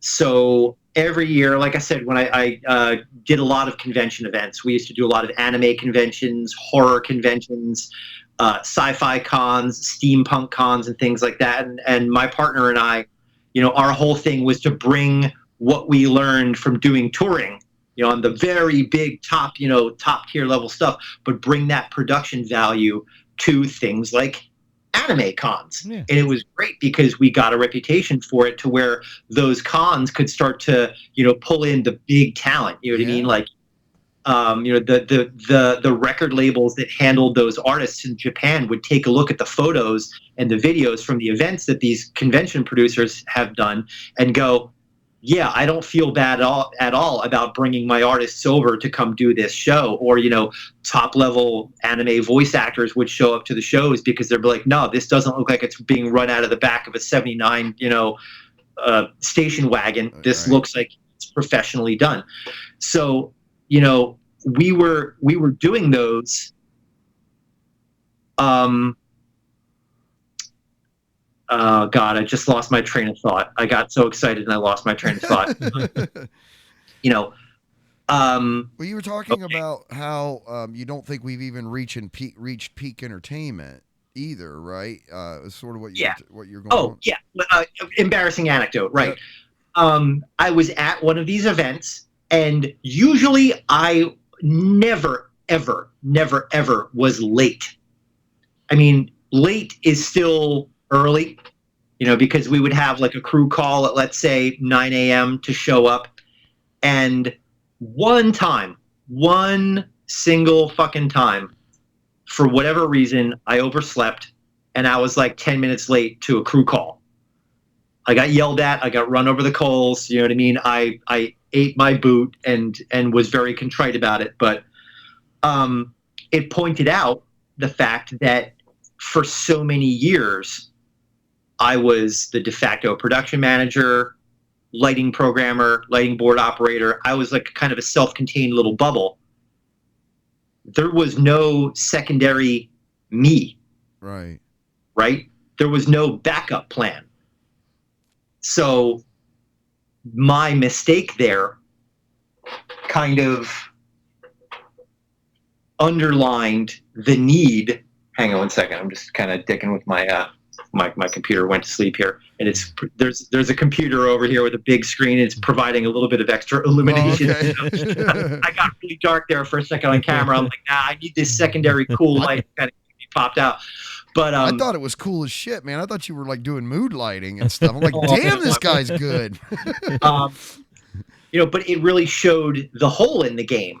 That like, man, going forward, we really ought to have at least one other person who's cross-trained that knows how to walk up to my lighting desk and get it up and running. And thankfully, we did have someone. We happened to have someone on that show. So when I showed up late and I was like, oh, man, I'm sorry I'm 10 minutes late, they're like, no, we got it. Brittany was able to, fire up your desk, and she knows how to load your show file, and we're there. We're good. You can slot in behind her, but, we're lucky we had her. And so then subsequently on the subsequent shows, we had someone else who was an understudy. So what this whole thing is doing is forcing maybe some of the industries to realize that there's holes in their games. And, you're seeing these secondary, let's call them cottage industries for lack of a better term, but, like podcasting, all of a sudden everybody's realizing, oh man, I really got to learn how to do video. I gotta be able to learn OBS and get, a Twitch stream set up, because I'm a musician, I can't play live shows. What do I do? Right. Well, you can set up a Twitch stream and set up a donate button and do live concerts. If you're a DJ that doesn't have a club to play at anymore, you can't do it on Facebook because you're going to get zucked for copyright, because the second you put a copyrighted piece of material, and I don't disagree with that, by the way. I'm just saying. And YouTube's the same way for live streams. Yeah. So, but YouTube is different because YouTube will demonetize. You know what I mean? Correct. So like, and they'll chop your audio. They'll chop your audio too, depending. I've heard people getting their audio shut off. Like the video will still be there, but it won't have any audio. On Facebook, I've seen that happening. I haven't seen it happen on YouTube. Usually what happens... I could be confusing these. Okay. I'll admit that. Yeah, I could be wrong. Facebook does... They chop your audio. They mute it. And it's funny. We can talk about something I've been up to in the last year in a second here, because this will kind of dovetail into that. But like, for example, I play keyboard in a Nine Inch Nails tribute band called Pretty Hate Machine. Right. And one of the things I do to kind of, because we can't play live shows anymore, is I'll set up my gear and I'll be playing along with my backing tracks that I've built.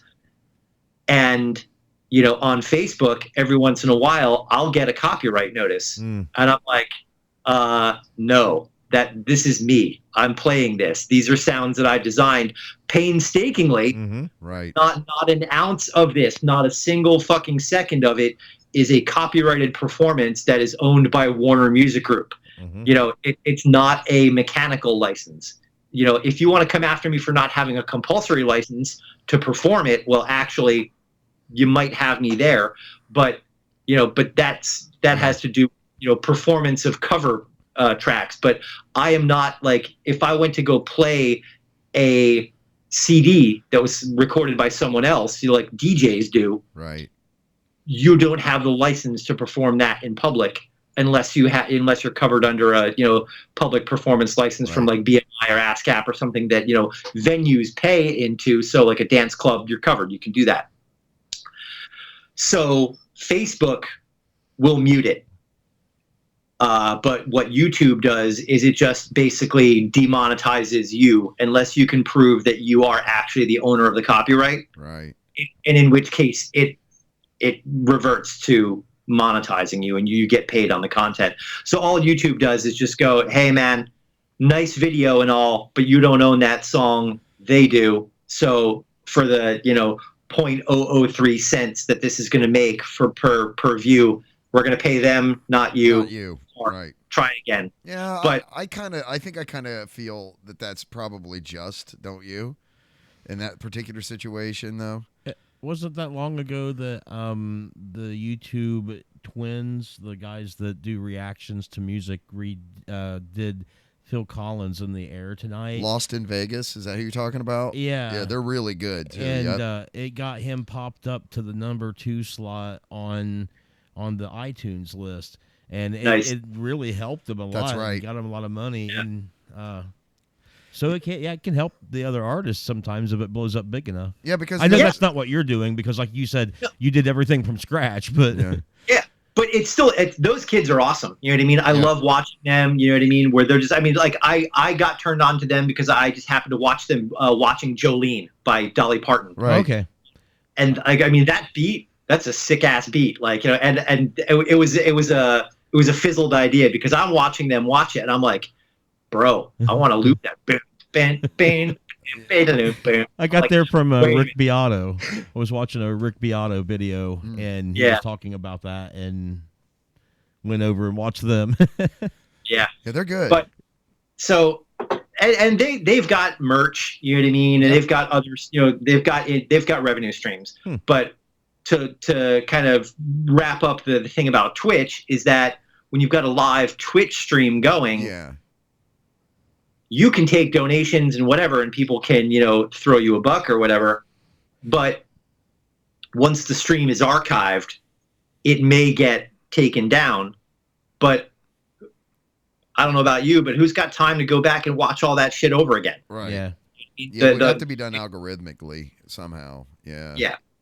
And So at which point, what's done is done at that point. So because it's instantaneous. You know, and to your point, man, I've started getting into a lot more, whether it's Reddit or YouTube, or all of my kids are deep into the Twitch stuff because they're all live streamers. And I've really started digging the live music creation performances that people are doing now. What you don't have is, it doesn't work for everything. Like I've seen some comedians trying to do it, and without the audience reaction, it's kind of weird. But I'm watching DJs and stuff, and people that are doing, you know, where they're making the live mixes as they're going, loopers and different things. Yeah. Man, they are just owning this right now because they're all on the same level. Everybody's on the same level. All you got to do is get to the internet, and some of the shows are getting elaborate as hell. Lighting systems in people's houses. I mean, the studio is like reemerging as like this thing. And it's really kind of cool what's happening. A lot more influence now from, like you said, I think the word you used was democratizing sort of this space, right? Yeah. And then in the middle of this maelstrom, you have been working on and completed and dropped an album, right? Yeah. How long did it take you to do that? The album was that the whole pandemic, or was you working on it before that? Well, so there was actually two. So to catch everybody up to what I've been doing since I last saw you, which I think you guys said was April. Mm-hmm. April 30th. Yep. Okay. No, so sorry, August 30th. August 30th. Just 12 days from today, from being a year. Yep. Got it. Okay. So August 30th. I think I may have just. I got to go back and remember, but I think I had just released Telemetry, which is a live album that I did that was recorded on air on WPRB in Princeton and WXPN in Philadelphia. Yeah. Great, went very well. You know what I mean? It sold out mostly. You know, there's a couple copies left, but, you know, thankfully it sold very well. And then I kind of took some moments to kind of regroup and kind of think about what I wanted to do. And honestly, I just had spent a lot of time in 2019 working on other things. And that ended up being pretty Hate Machine. And that was really fun. We'll talk about that in a little bit. But in March, when everything kind of, fell completely to hell, and I had really, honestly, I had planned to spend 2020 not coasting, but doing the album support, you know what I mean, phase of a release, where, I had talked to a couple of festivals down in North Carolina. I had gotten interest from Electronic Music Festival down in North Carolina that I had been, I had pretty much agreed to play. That that was going to be a thing that I did this year. There were a couple more other independent electronic events happening, closer, like New York, New Jersey, that I had on my calendar. Those disappeared. So I was approached in March by Chuck Van Zyl, who's the host of a radio program called Stars End Radio, which is on WXPN and broadcasts throughout the world on xpn.org. They're a public radio station, and while the pandemic was really raging in Italy, and Italy was just, not to put too fine a point on it, man, they were fucked up. Yeah. And it was wrecking a bunch of European countries, as well as starting to really, really ramp up in the U.S. It wasn't as bad as it has gotten. We were still on the way up of the curve. But Chuck reached out to me and said, hey, I want to do a special show, and I would like to kind of reach out to the different performers that have, been showcased on the show, and have everybody kind of do a kind of a commissioned performance. You know what I mean? Like, let's, have you commission a piece that will be played on the air that kind of captures where your head is at right now. In a,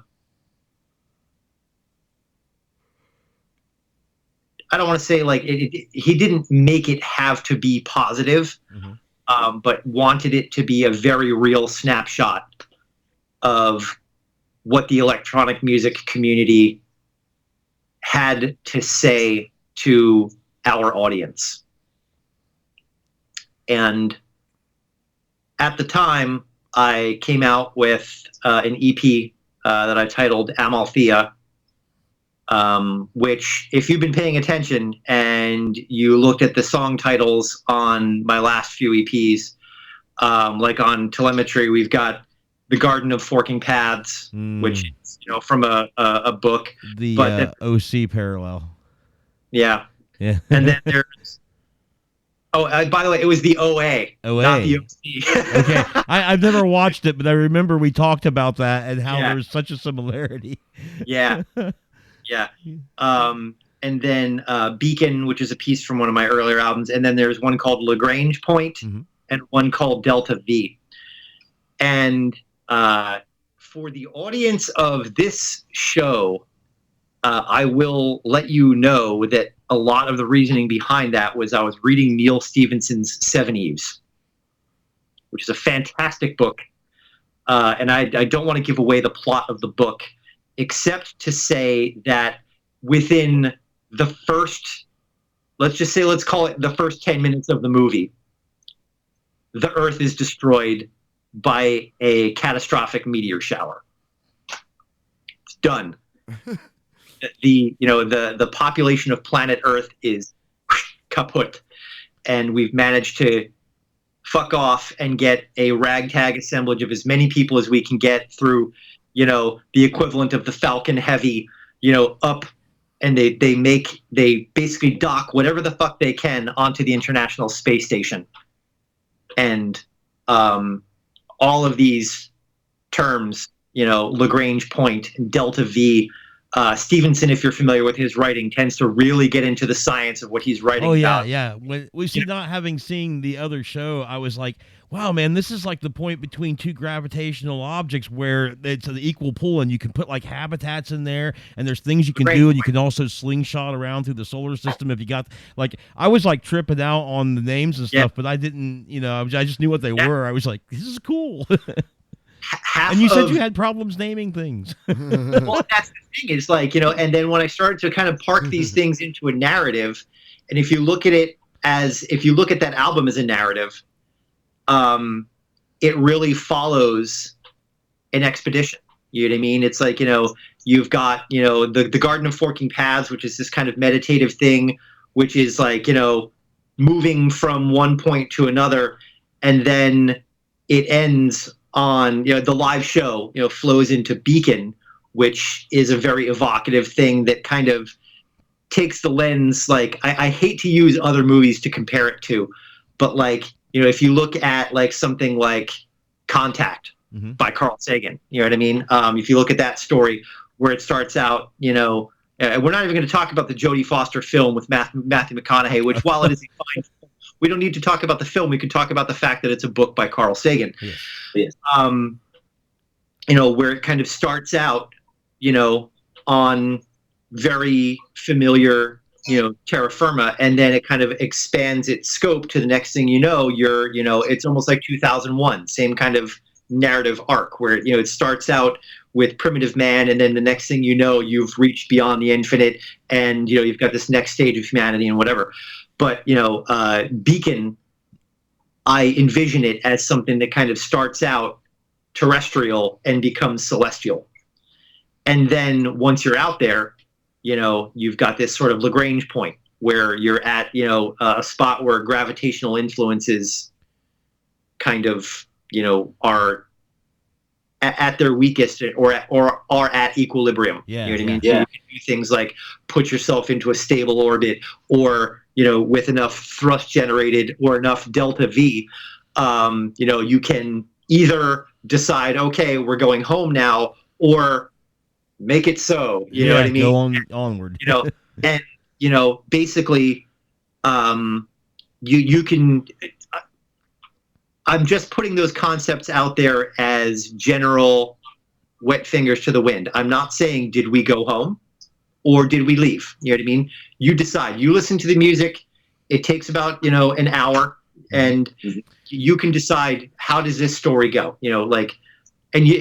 They're just, the reason I make instrumental music and the reason I try to keep it as abstract as possible and not try to impose too much of a narrative on it is because it's way more fun as a listener to not have lyrics to tell you what to feel. Yeah.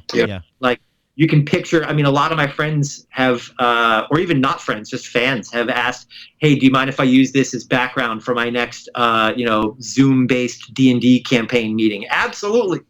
Go for it. Yeah. You know what I mean? You want to run a Shadowrun campaign and use this as background? Go for it. Have fun. Yeah. It's for that. But, so the title of the EP that I did for Chuck was called Amalthea, and that is the asteroid that figures into the plot.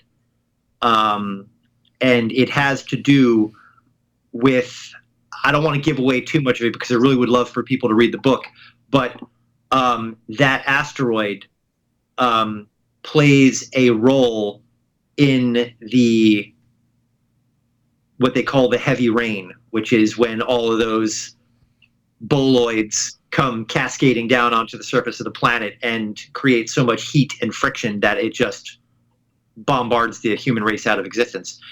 And so if you look at the album art for it, it's a cluster of asteroids all bumping close to one another. And, you know, there's like this sort of narrative in the album art where, you know, on the Garden of Forking Paths EP, you know, you're sort of standing on a beach, you know, but there's this otherworldly landscape, and, you know, there's, you know, another planet having a moonrise at the horizon. And then, you know, you look at the next, and there's some visual echoes here where, okay, now here's a planetoid, but this is out in space, you know, and it's, again, I try not to inject too much of a narrative into it, but, you know, then this next step is, oh, here we go, we're out in space again, and here's this cluster of boloids all banging together, and what does that mean? Well, something blew the fuck up is what happened. You know? And that was kind of what that was about. It's really, I wanted it to be just, you know, calming, you know what I mean? But things are not okay right now, and that's okay too. But after that happened, and I'm so glad this is a long form show because I can actually get through the narrative of all this and tell the story of it. After that had happened, I kind of sat back down, and, you know, it sold very well. You know, I made it a pay what you want, free download on Bandcamp. So when Bandcamp started doing their Bandcamp Fridays, where, you know, 100% of the proceeds went to the artist, you know, I put it out there so that way people who were jammed up and didn't have access to music could have something that was substantial. You know, it's a fairly substantial EP, but for free. And if you want it for free and you don't have money to pay for it, here you go. Take it. You know what I mean? My blessing. Enjoy. I hope it brings you happiness or peace or any other type of respite from what's going on right now. But I kind of just, you know, I kind of fell into a funk. I kind of, you know, started to kind of get lost in my own, kind of got lost up my own ass, if I'm being honest with myself, you know what I mean? And, you know, next thing you know, April turned into May. Yeah. And, you know, the EP came out at the very beginning of April. April happened, EP sold. And then, you know, in May, towards the end of May, in the middle of a pandemic, the entire fucking world caught fire. Yeah. You know? And I've got friends like you guys all over the country, all over the world. Yep. And I was watching my world burn. And, you know, I was unable to do anything about it. I was watching police fire projectile weapons that were never designed to be aimed at human targets at members of the press. Mm-hmm. I was watching members of the press get handcuffed and maced. I was watching innocent bystanders, protesters, women getting kicked in the back by mounted police, trampled, you know. I was watching women get shoved, you know, by New York police officers, you know, like shoved hard enough to make, you know, a woman was walking away, obeying a lawful order. You know, cop said, get the fuck out of here. And she's like, all right, fine, I'm leaving. And as she's walking away, dude, you know, 250-pound dude comes up behind, you know, 105-pound woman and goes, ugh, shoves her like she's a fucking cornerback. And she eats shit on the pavement. And I'm like, what the fuck is this? and I'm watching all this going on. I'm watching Breonna Taylor, get murdered. I'm watching, George Floyd get killed, and I'm watching this collapse of democracy, and the idea that, like I said earlier in this show, I'm a big fan of the Constitution. I'm a big fan of the Bill of Rights, every fucking one of them. You know what I mean? And I hate to sound like a gung ho patriot, but it's an imperfect country that should be refining itself ever forward and moving forward and trying to become, a better version of what the people who started this whole thing envisioned. And this is just like, what the fuck? What manual did you folks read? Right. You know what I mean? Where is the book that says this is what you're supposed to be doing? Where is, that one? I think it was it in, I don't think it was Columbus. Where was the one where the cops fucking knocked that one guy cold? The old 70-year-old guy started bleeding from his ear. It was Buffalo. Yeah, knocked his ass straight on the ground. Yeah, and yeah. I was like, what the fuck? On what planet does this need to happen? On what planet do police need to take people's water bottles and cut them open and dump their water bottles out on the ground, like in the summertime? You know what I mean? Like, if this was war, that would be a violation of the Geneva Convention. I'm not even kidding. That is dead ass. They're taking medic stations where people were like, hey, look, Big Red Cross, we're not really involved in this, but if someone gets hurt or needs water or they've got heat exhaustion, we're here to tend to them. They were taking those stations and rumbling. Yeah, they were. Yeah. Yep. So I'm sitting there just basically freaking the fuck out, watching, the state police roll down a street in Minneapolis and firing guns. I don't give a shit what's in the gun, but if you're on a thoroughfare, and we could talk about stand your ground laws and castle doctrine all day long. I've started to become a bit of an aficionado of the different applications of those laws in different states because of all the crazy horse shit that's happened. Yep. Yeah. Because I want to be knowledgeable when I go toe to toe with some asshole about this and go, no, they were perfectly within their legal rights, or no, they were not within their legal rights at all. You don't aim, assault. You don't aim center fire semi-automatic rifles. I don't want to use the word assault rifle. You don't do that. To someone who's walking by your house on a thoroughfare. Imagine Kent State with rubber bullets. Yeah. Okay, because that's kind of what the lesson learned there was, don't kill people, or at least that's the perceived lesson learned with the whole Kent State thing. And we've taken on this whole doctrine now of less than lethal weapons. Sure. Air quotes, less than lethal weapons, Sure.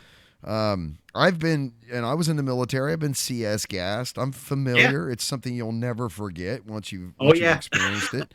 And there's been a lot of consternation about this sort of weird pseudo lethality way that we're equipping people to go out and enforce law and and protect and serve the public.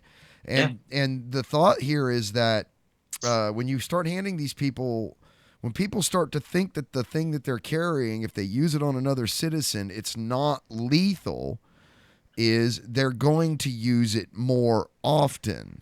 Mm-hmm. You follow me? And when all you have is a hammer, everything starts to look like a nail. So I don't know. I mean, I know police officers very well personally. Yeah. I'm very much a civil libertarian when it comes to people's individual rights and things. A lot of the police and law enforcement people that I'm friends with are that way also. However, there's been a weird sort of loosening because of these less than lethal technologies, where it's allowed, you're not dead, so it's okay. People are losing eyes. People are getting like busted up from this shit, like permanent disfigurement. You're not supposed, if you read, you were in the military. Let's talk about ROE for a second.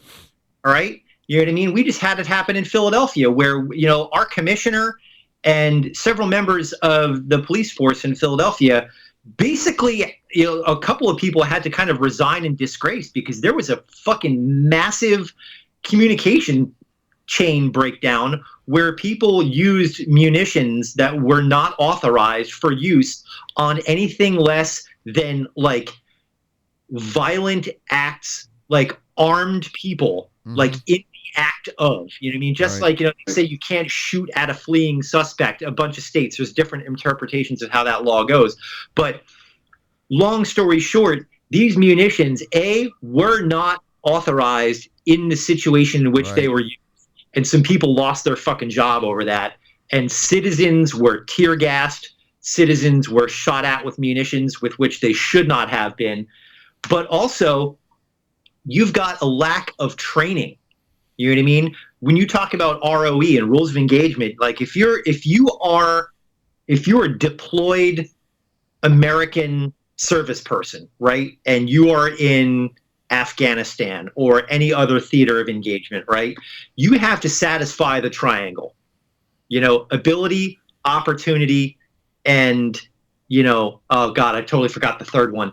But like, you have to have a complete satisfaction of these three factors. You know what I mean? Just because someone has a rock and they're throwing it at you does not mean you can shoot them. Just because they have a knife and they're going like this with it does not mean you can shoot them. If they move towards you and it looks like that knife is, oh, that's a butter knife, you can't shoot them. And there are so many steps between being able to go, pop, you know what I mean? Like, you're going to be up on charges. You have to justify that use of force. Whereas qualified immunity completely absolves any officer of responsibility for not to. And there is a huge lack of understanding that, like, let's talk about rubber bullets. You know what I mean? When people think rubber bullets, they think, oh, it's this little, thing. It's a fucking 35 millimeter round. It's gigantic. And they're firing these things at people's heads. They're supposed to be aimed at the ground and ricocheted off. That's right. And so indirect impact. Yeah. They're aiming these things directly at people. And that's why they're getting their orbits of their fucking skulls broken. Rusted, they're not, it's disturbing. It's disturbing. Yeah. So, I mean, I hate to be on my soapbox about it, but I mean, that's why I wrote iterated processes. So I did, I decided to kind of take the lid off of the pot that had been kind of brewing for a while with, just realized I kind of pivoted to the wrongs. No, you're all right. So, I listen to a bunch of different varied music, and I'm inspired by a bunch of different varied music. And like I said, from around this time, we're actually coming up on the 1-year anniversary of Pretty Hate Machine playing our first show, which was a resounding success, and it kind of lit a fuse under a powder keg with that band.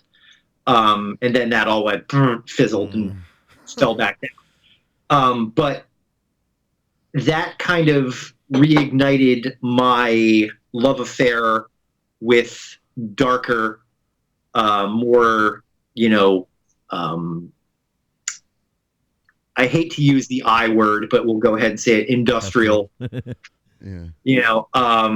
things anywhere from, Coil and Test Department and, those types of bands that were the early vanguard of that style of music on up through, its modern incarnation where you've got, modern EBM and more techno derivative, where you've got this sort of cross-pollination between the underground dance music scene and that's kind of filtered into what is now commonly referred to as industrial music. But it's honest because it's what you were feeling at the time, right? I mean, that's kind of what you're getting at. It's what the... Yeah. But also, I spent, the winter season watching great TV like Westworld, and watching great movies like,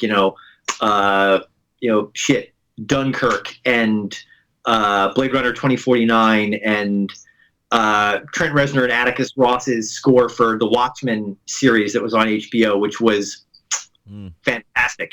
Talk about like, like there's a couple of series that I think are just unfuckwithable. Mhm. Breaking Bad is one of them. Personally, I think Breaking Bad never lost its stride, and for the entire run of the series, it never really jumped the shark, and the ending was conclusive and good. It wasn't like Game of Thrones, where like Ugh. I four have not episodes- watched the last 2 years yet, and I don't think I Okay. ever will. all I have to say is, man, you guys had one job: land that plane. All you had to do was Sully. Even if Yeah. you ditch it in the Hudson, man, just land the plane, make everybody happy, and they managed to fuck that up. They didn't even so- crash it; they disassembled it in the air. Yeah. They just- Yeah. Spontaneous rapid They're disassembly. like coming in and they've got like a perfectly level set of wings. There's no crosswind. Everything's looking 5x5. And then all of a sudden they just said, you know what we're going to do? Just take the stick and go "Root," like that. Yep. Let's just turn the plane upside down, kill everybody on board, walk away and have a cocktail. What do you think? Exactly. Now, what yeah. I understood about that was that they were in a big hurry to get off and get started on their Star Wars gig. So they were trying to hurry up and wrap. I know. I mean, I know. What they do with Star Wars? They ruined it. Uh, Am I, I mean- wrong? I have a lot of feelings about Star Wars. We're people of a certain age, right? You know what I Yeah. mean, we all grew up. That was, probably one of the first movies, if not the first movie we saw. We grew up with those characters. It certainly And made an I think- impact on us, for sure. Yeah, it really kind of fell into the cultural, zeitgeist for a really long time. And then, we became acquainted with disappointment because, in the 90s, in the late 90s, we got the whole prequel trilogy. And we thought that was going to be amazing, and then it kind of wasn't. Ugh. but in retrospect, it wasn't as bad as we might have thought it was. Could have been. It's like, It how had bad? its moments. Honestly, it had its moments, and I think the thing that I'm most disappointed with it was the quality of the VFX. There were some things that's like, oh man, like that really didn't date all that well. Yeah. But the new trilogy visually was incredible. You know what I mean? I think it was visually incredible. I think that it felt like the first one was amazing. Not that one. It's garbage. The garbage will do. And then it's like, "Root." I mean, I'm not giving anything away. You guys have seen the film, right? Yes, yeah. Like I lost it. I was like, woo! Camera pans and there's the Falcon sitting there like a big heap of shit. And it's like, yeah, And it's like, all right, cool. That's what this movie's going to be. All right. I went in cold. I always try to go into those things cold. Yeah. I don't watch trailers. I don't Yep. really, try to buy into the hype.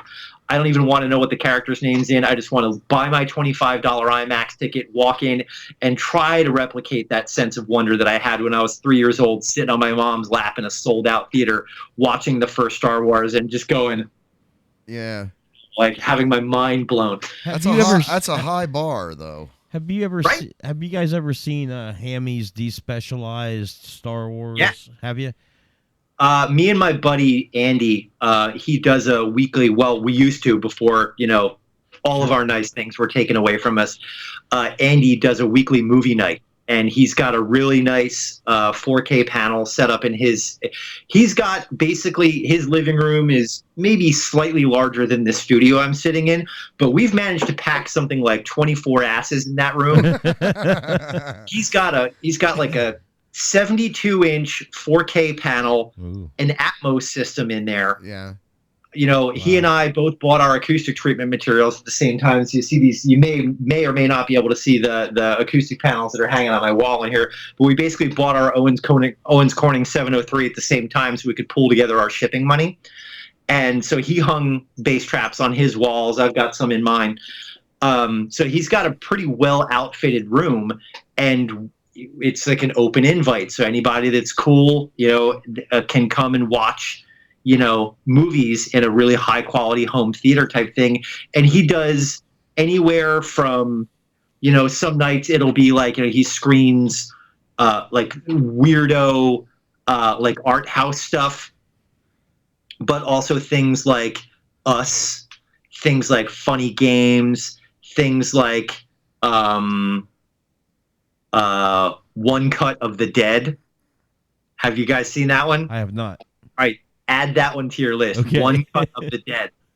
All right, I'm telling you right now, it'll be worth it. It's a zombie movie, but it's good. But we watched the 4K 77 cut of episode 4, and it was awesome. Yeah, You know, yeah. watching it with the original film grain, Oh with my all the God. despecialized shit, like Yeah. fan done 4K 77 4K transfer of the original Nostalgia check. mono soundtrack. You know what I mean? Like to where it was like, okay, this is what it was. This Yeah. is what it was like in a movie theater. If you were alive in 1977 when this came out, that's pretty much what the experience would be. It's a slightly smaller screen. It's 70 inches, Yeah. diagonal. Yeah. But it was great, and I miss it. Now that I think about, going every Friday over to Andy's house and seeing my little group of friends, that fucking sucks. Well, Yeah. yeah. But still, yeah, it reminds me too. I know we talked about how you kind of got into electronic music, which you were kind of snagged in by Max Headroom, and you were watching that, and that's kind of what started pulling you in that direction. Did you Sure. see him first on Pepsi commercials, or the Americanized TV series, or the actual original British production of the show that was on HBO? That's where I first came across it. I was curious. Great question. Original exposure was Coke, not Pepsi. Oh, okay. It's fine, but it was the whole new Coke switcheroo. It was when Coke decided to Oh. jerk off the entire I American may have public. blocked that all out.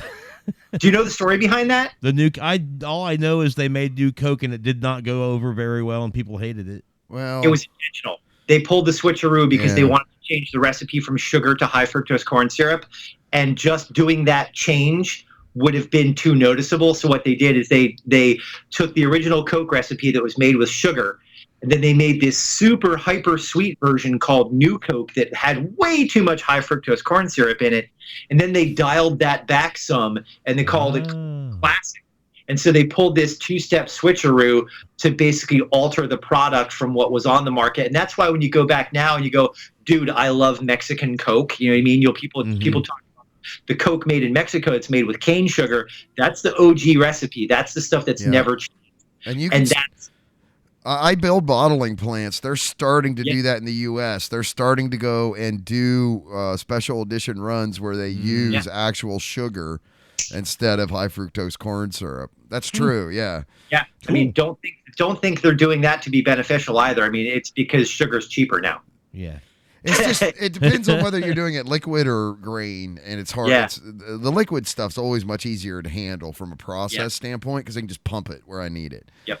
Grain or granulated things require augers and things that they're mechanical to move them around, and it's a pain in the ass. Humidity's got to be perfectly controlled. It's just harder to manage.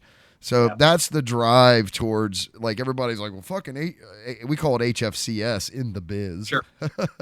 Anyway, the reason why all of these manufacturers, all these food manufacturers started switching to HFCS and high fructose corn syrup is because it's easier to handle from a process standpoint. Yeah. But yeah, that shit's in everything now. Yeah. Like if it has sweetener or sugar in it, it's probably HFCS. Yeah. Although they do dilute cane sugar. You can do that, but it's not a sweet because it's dilute cane sugar. It's not like pure sugar. I think there's shit called invert. Anyway, I'm boring the hell out of everybody. I'm sorry. Go ahead. Well, it's all good. I mean, that was a great little detour there. I mean, because I can talk about that too for a while. Invert sugar and different things like that, mirror molecules and whatever. Mm-hmm. I don't know a lot about it. I just mix it together in tanks and turn it into stuff that I normally wouldn't ingest. That's what I can say. Right, and just so right now, in case anybody wants to pitch, right now, currently, I am enjoying a Appalachian Brewing Company ginger beer. This is my shit right here. This is bottled, I think, locally-ish, Harrisburg, Pennsylvania. Yeah. I'm an aficionado of ginger beer. Got on the train back in the day with like Goya and some of like the Caribbean brands. Yeah. And this stuff, it has like almost like a dirt, earthy sort of. It actually tastes like you've bitten into a ginger root. Super good. not a lot of carbonation, not a lot of sweetness, but you can see it's got like a kind of a hazy, cloudy color to it. yeah. Interesting. So when I stopped drinking booze about 4 years ago, craft root beer and craft ginger beer became my shit. So talking about things that are sweet that you would want to put in your body, in case anybody's wondering what the hell I'm sipping on here, keep my throat from. I knew it wasn't a beer because I knew you didn't drink. Yeah. We got a store down from where I work at, and I'll go down there and get some ginger beer that's called Cock and Bull. Oh yeah, That's pretty good. Never heard Cock of and it. Bull's good. If you can get Barrett's, I think, and then what else was the other one? Gosling's. If you want something from a can, that's more. It's a sweeter, not as dry. Pretty good ginger beer. But yeah, I'm a big fan. And when I used to drink booze, I used to make dark and stormy cocktails. So literally 1 part rum to 1 part ginger beer. You gotta use like a dark rum, like that's got like a high molasses content in it. Yeah. Fucking spectacular. Super good. I got a buddy of mine that doesn't drink. Oh, sorry. There's a good buddy of mine. He doesn't drink, and he's accumulating a bar. He's building an apocalypse bar. He doesn't. I don't mean he doesn't drink as in he's got a problem with drinking. I don't mean to imply that at all.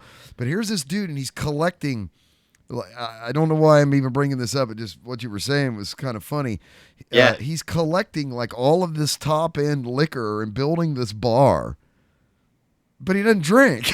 I'm like, what are you doing? Maybe for company or something? No, he just, it's kind of like he just doesn't have anything else to do because everything, right? But so now he's just decided, I'm going to build an apocalypse bar. There's plenty of people that own studios full of synthesizers that make absolutely no music with them. So there's that, you know what I mean? Like that's always like, there's kind of like this. Yeah, I guess you're right. Or collect guitars that don't play. Yeah, exactly. Yeah. People who buy guitars just to hang them on the wall and they just appreciate them as art or whatever. Yeah. I mean, I'm still sitting on a couple of fantastic single malts. I'm not, or even cellared beers. You know what I mean? I've got some like, I think 2010, 2012, and 2013. I think I'd have to go back. Like Bourbon County and Backwoods Bastard and stuff like that. Like bourbon barrel aged Russian Imperial stouts. Those were my shit. Super great. Flavorful dark beers. Oh gosh, yeah. They cellar very well.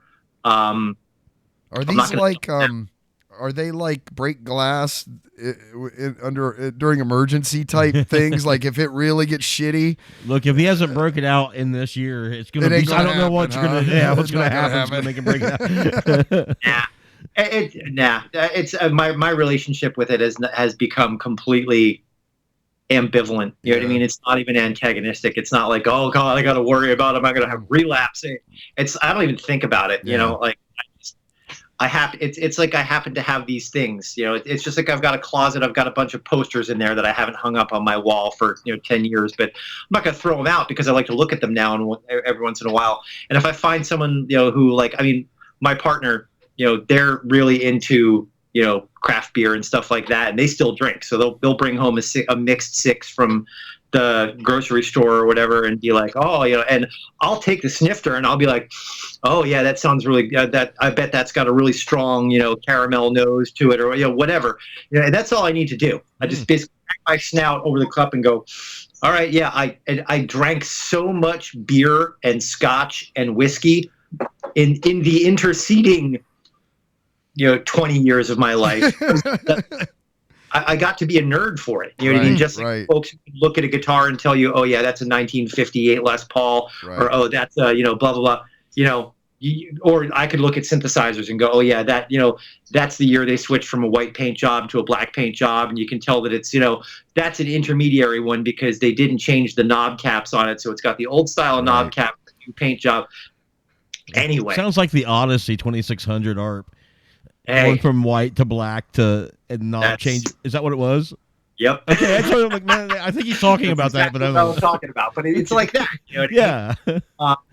Yeah. So I've got plenty of these single malts just kind of chilling out, because it's like maybe we elect a different president this year, and maybe I decide to gift a bottle to a friend, you know what I mean, and be like, here, enjoy this for me. Yeah. I mean, at the what was it, the 2012 presidential election. I was sitting at a bar watching, the election returns come in, and when I found out the news, I bought the entire bar a round of Lagavulin 16. Mm. You know what I mean? I was like, here you go. Yeah. You know what I mean? Maybe you don't like whiskey that tastes like Band-Aids, but right now, y'all, I mean, this is a bar too, so that's a fucking, $18 drink of whiskey. Drink up.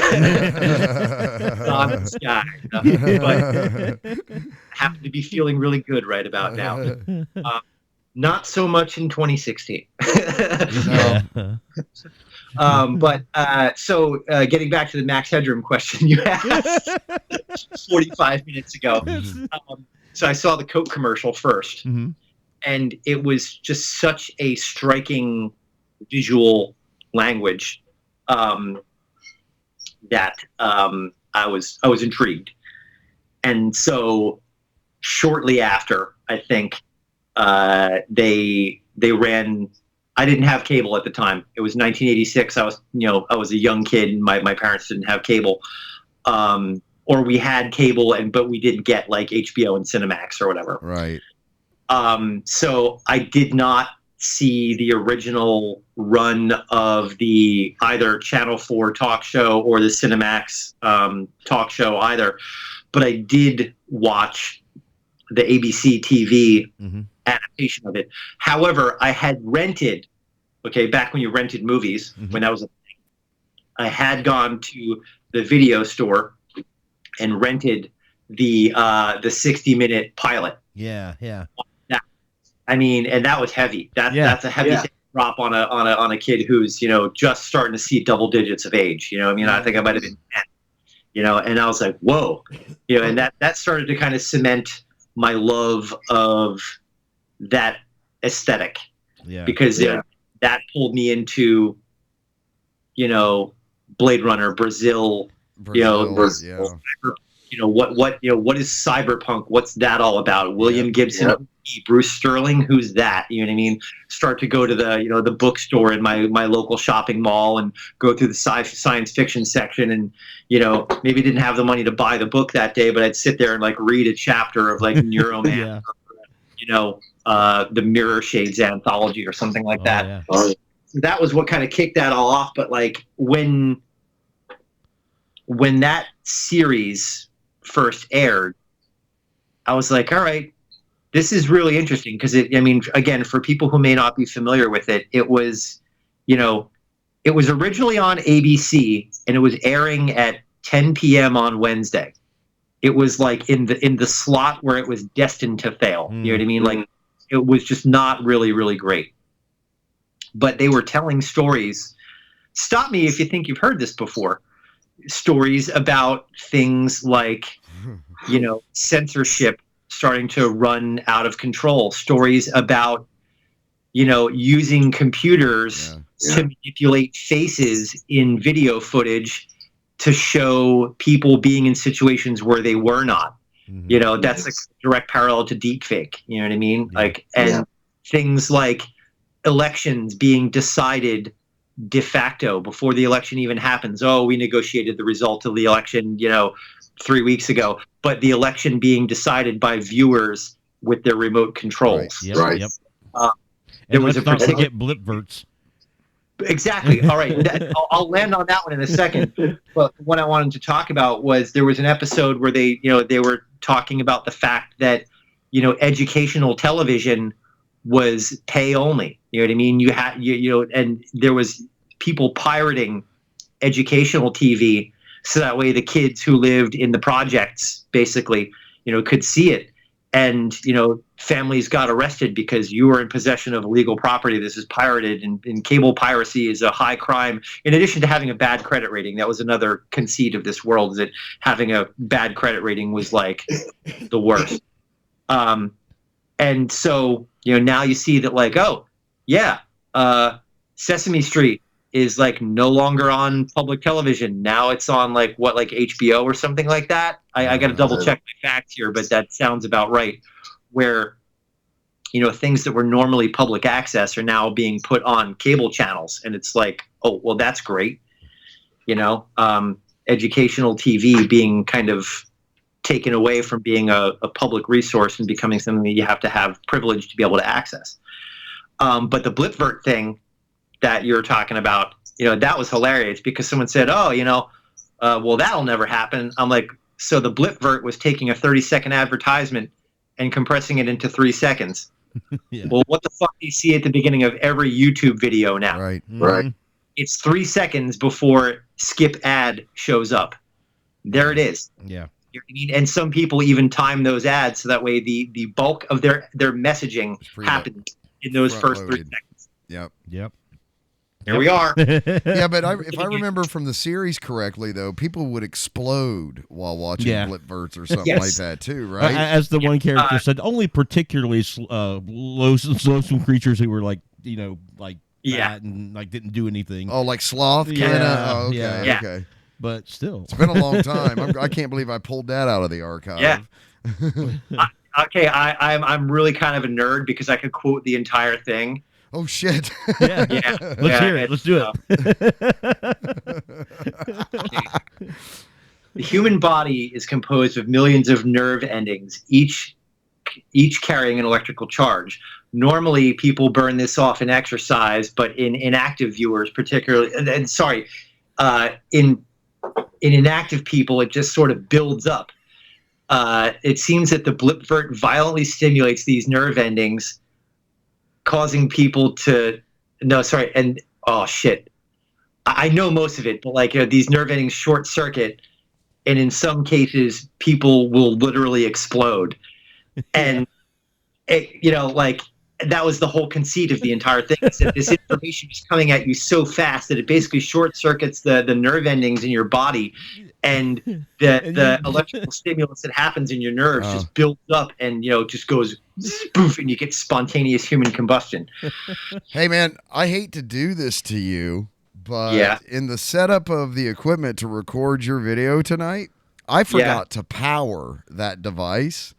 So at 2 hours and 16 minutes, I just got the warning that I'm about to lose that the recording device. So it just popped up on. So like I said, we've been going. I hate to do this because man, we're rolling, but I'm gonna lose that. I'm gonna lose you here real soon. Like it's gonna shut down on me. Yeah, because the next question was going to be, I know the last time we talked, you were reading about chaos theory and indeterminability, like John Cage and stuff. And I was going to ask you some stuff about that, and I know that'll definitely take longer. I'm bummed. Yeah, I forgot.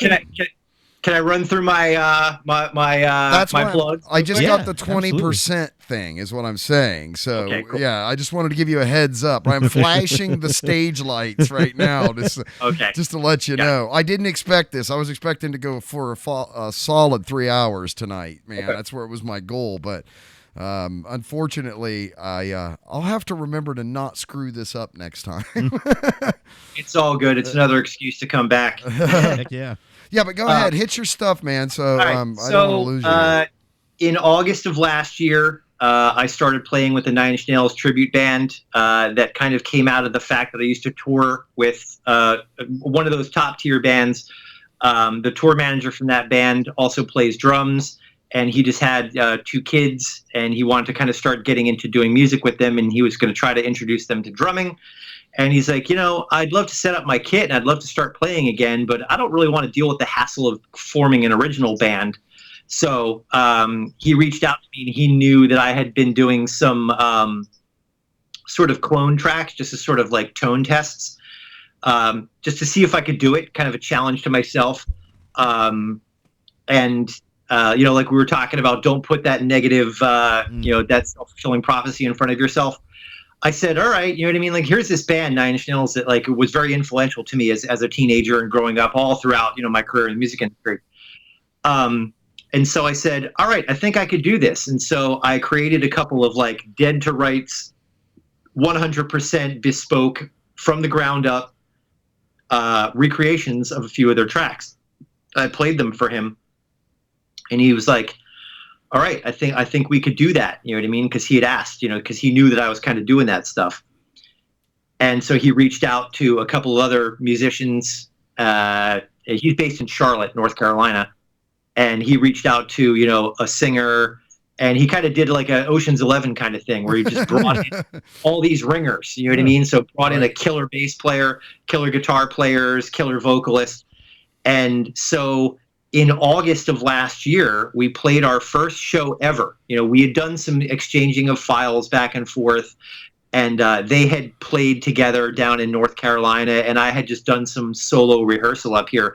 But literally the first time we ever played together was when we stepped out on stage in front of a sold-out crowd of 2,200 people at the Fillmore in North Carolina. Yeah. And basically killed it. Yeah. I had just met you when you were posting those pictures. Yeah. Yeah. Because I had the bright idea of just friending people who looked really cool and had synthesizers. And that was pretty much how that happened. You know what I mean? It was one of those kind of put up or shut up moments where everybody involved in the band was a professional, and that was the only way it was going to work. You know what I mean? Yeah. It was the kind of people where I could walk up and be like, you know, we had, you know, a couple of hours prior to the show where we were able to load our gear, and we were the first band. That was the greatest thing. We were the first band on. So we kind of, you know, doors opened, the room, it was fucking amazing. Doors were open for about an hour, and the word came in that we were basically already at capacity. Like, so Wow. like, it's like, oh, it's kind of a festival thing. You know, the people will trickle in, whatever. No, everybody showed up. And our band had like the highest percentage of ticket sales turned in at the door. It was like everybody wanted to see what the hell we were about. So we walk out there and, you know, that happened. Yeah. So, you know, then like a couple months later, we played again in Raleigh. And then we played, we took November, December off to kind of, you know, deal with, you know, our other bands and holiday things. And then we came back and killed it again in February, and we were all set. You know what I mean? We came back, we did a great show in February. We had a tour lined up, you know, to where we were going to be doing like New Orleans, you know, some dates in, I think, Knoxville, Columbus. We were going to be trying to come through Columbus, Lexington, Kentucky, DC, Orlando, Florida, Atlanta, Georgia. You know, we had a routing set up to where, you know, it wasn't all signed on paper yet, but, you know, that was in the game plan, was to take this thing on the road. Yeah. Then, you know, March happened, but you can check us out. We've got a YouTube channel. If you look up, I'm sure you guys could in post or whatever, throw up the links here. Yep. But if you look us up, we've got that. We've got a Facebook page. And if you want to support the band while we're unable to tour, we've got a Bandcamp site where we're doing T-shirts, which basically I designed them. Being in a tribute band like that, I am really, because we were talking about copyright stuff earlier, Mm-hmm. I don't want to get slapped with a copyright lawsuit. I really don't. And tributes are kind of a thing where you kind of have to know what you're doing as far as how you do what you do. Right. I'm very conversant in the visual language of Nine Inch Nails, so I know how to make stuff look legit without actually using their trademarks. You're not going to see a NIN logo on anything. You're not going to see backward pins on anything. But, you know, I've done a pretty good job of making the stuff look like it belongs in that world. Okay. So there's that. And then in June, I put out a EP under my own name, called Iterated Processes, and it sold very, very well. I put it out to coincide with Juneteenth because Bandcamp was doing a fundraising thing for that. I really wanted to kind of hold off on it and put it out, you know, maybe sometime in July. I really wanted to kind of time it for, you know, maybe first or second week of July. But thankfully, my mastering engineer had the free time to be able to do it. And so with the help of a bunch of friends, doing some critical listening for me and just making sure that, you know, no, really these mixes do sound good, and sending it off to my mastering engineer. And he said, yep, sounds good. And he did his magic on it, and I got together the artwork for it, which, you know, I'm sure you could probably put up some of the artwork for it. Yep. You know, that's at ianstayer.bandcamp.com, in addition to stayer.bandcamp.com, which is where the more Berlin school ambient space music stuff is. So those are the kind of things that I'm kind of doing to artistically sort of keep the lights on while I'm not really able to tour. Yeah. And hopefully kind of slowly put a few pennies in the war chest as far as doing things like, you know, buying gear for the studio or maintaining the gear that's in the studio. You know, these things have to Right. be, you know, I have to pay to get them fixed. So And you're considering doing physical copies of that too, correct? okay, so at the very beginning here, I said I might have some special things. Did you lose me? Nope, we got the 10-minute. No, we're down to 5%. Oh. So Okay. Real this will quick. have to. You're gonna have to finish up. Sorry, I don't mean to rush. All you. All right, so here are the proofs Ah, of Very the nice. album artwork for the physical edition of Iterated Process, and here are some of the little art prints Yeah. that will be included inside it. They correspond with the artwork that comes with the digital download, Yeah. but I'm putting them on 80-pound paper, and it's super high res, and that way You're it'll getting all kinda come- something tangible for your purchases and stuff here Yeah. too, for sure. Oh yeah. Yeah. And I'm gonna, the disc is gonna be. It's just like when I did these, the early Stayer EPs. Yeah. I did the packaging. I built the packaging myself, but I had the disc professionally printed at by disc makers. So it's it's silver CD. It's just I'm building the packaging myself, hand assembling it, personalizing it, oh yeah. and wrapping it up and sending it in some cool external packaging with goodies. Well, I'll tell you what, dude, because I don't want to lose this video. Okay, Yeah. so let's do this. Well, we'll definitely do. This is going to be a regular thing. It looks like because we still a ton of shit we want to talk about, but Yeah. I want to wrap up there so I don't lose all of this, and we can make sure we at least get this much of the show put out. Sure. I'll make sure I put the Do a part links two. and everything in the podcast descriptions and all that, so people can find you. So make sure you look down, everybody, down below for all the links and everything. Ian, I apologize so much for this, but 2 hours and a half on a battery isn't bad, man. So it was Nah. long-ish form tonight, brother. Thank you so much for coming on. Thank you. I'm glad we really got in Yeah. deep on the gig economy stuff, man. So we'll be catching up with you again, I'm sure. I'll follow up on this, but everybody, check us out. www.noshitcast.com. It's KNOWSHITCAST.com. Make sure you hit those like and subscribe buttons. Give us a share. We greatly appreciate it. Leave a comment. We might get back to you, and we will catch you all next time. Sorry for the rush closing here. We will catch you all later. Bicycles. All right.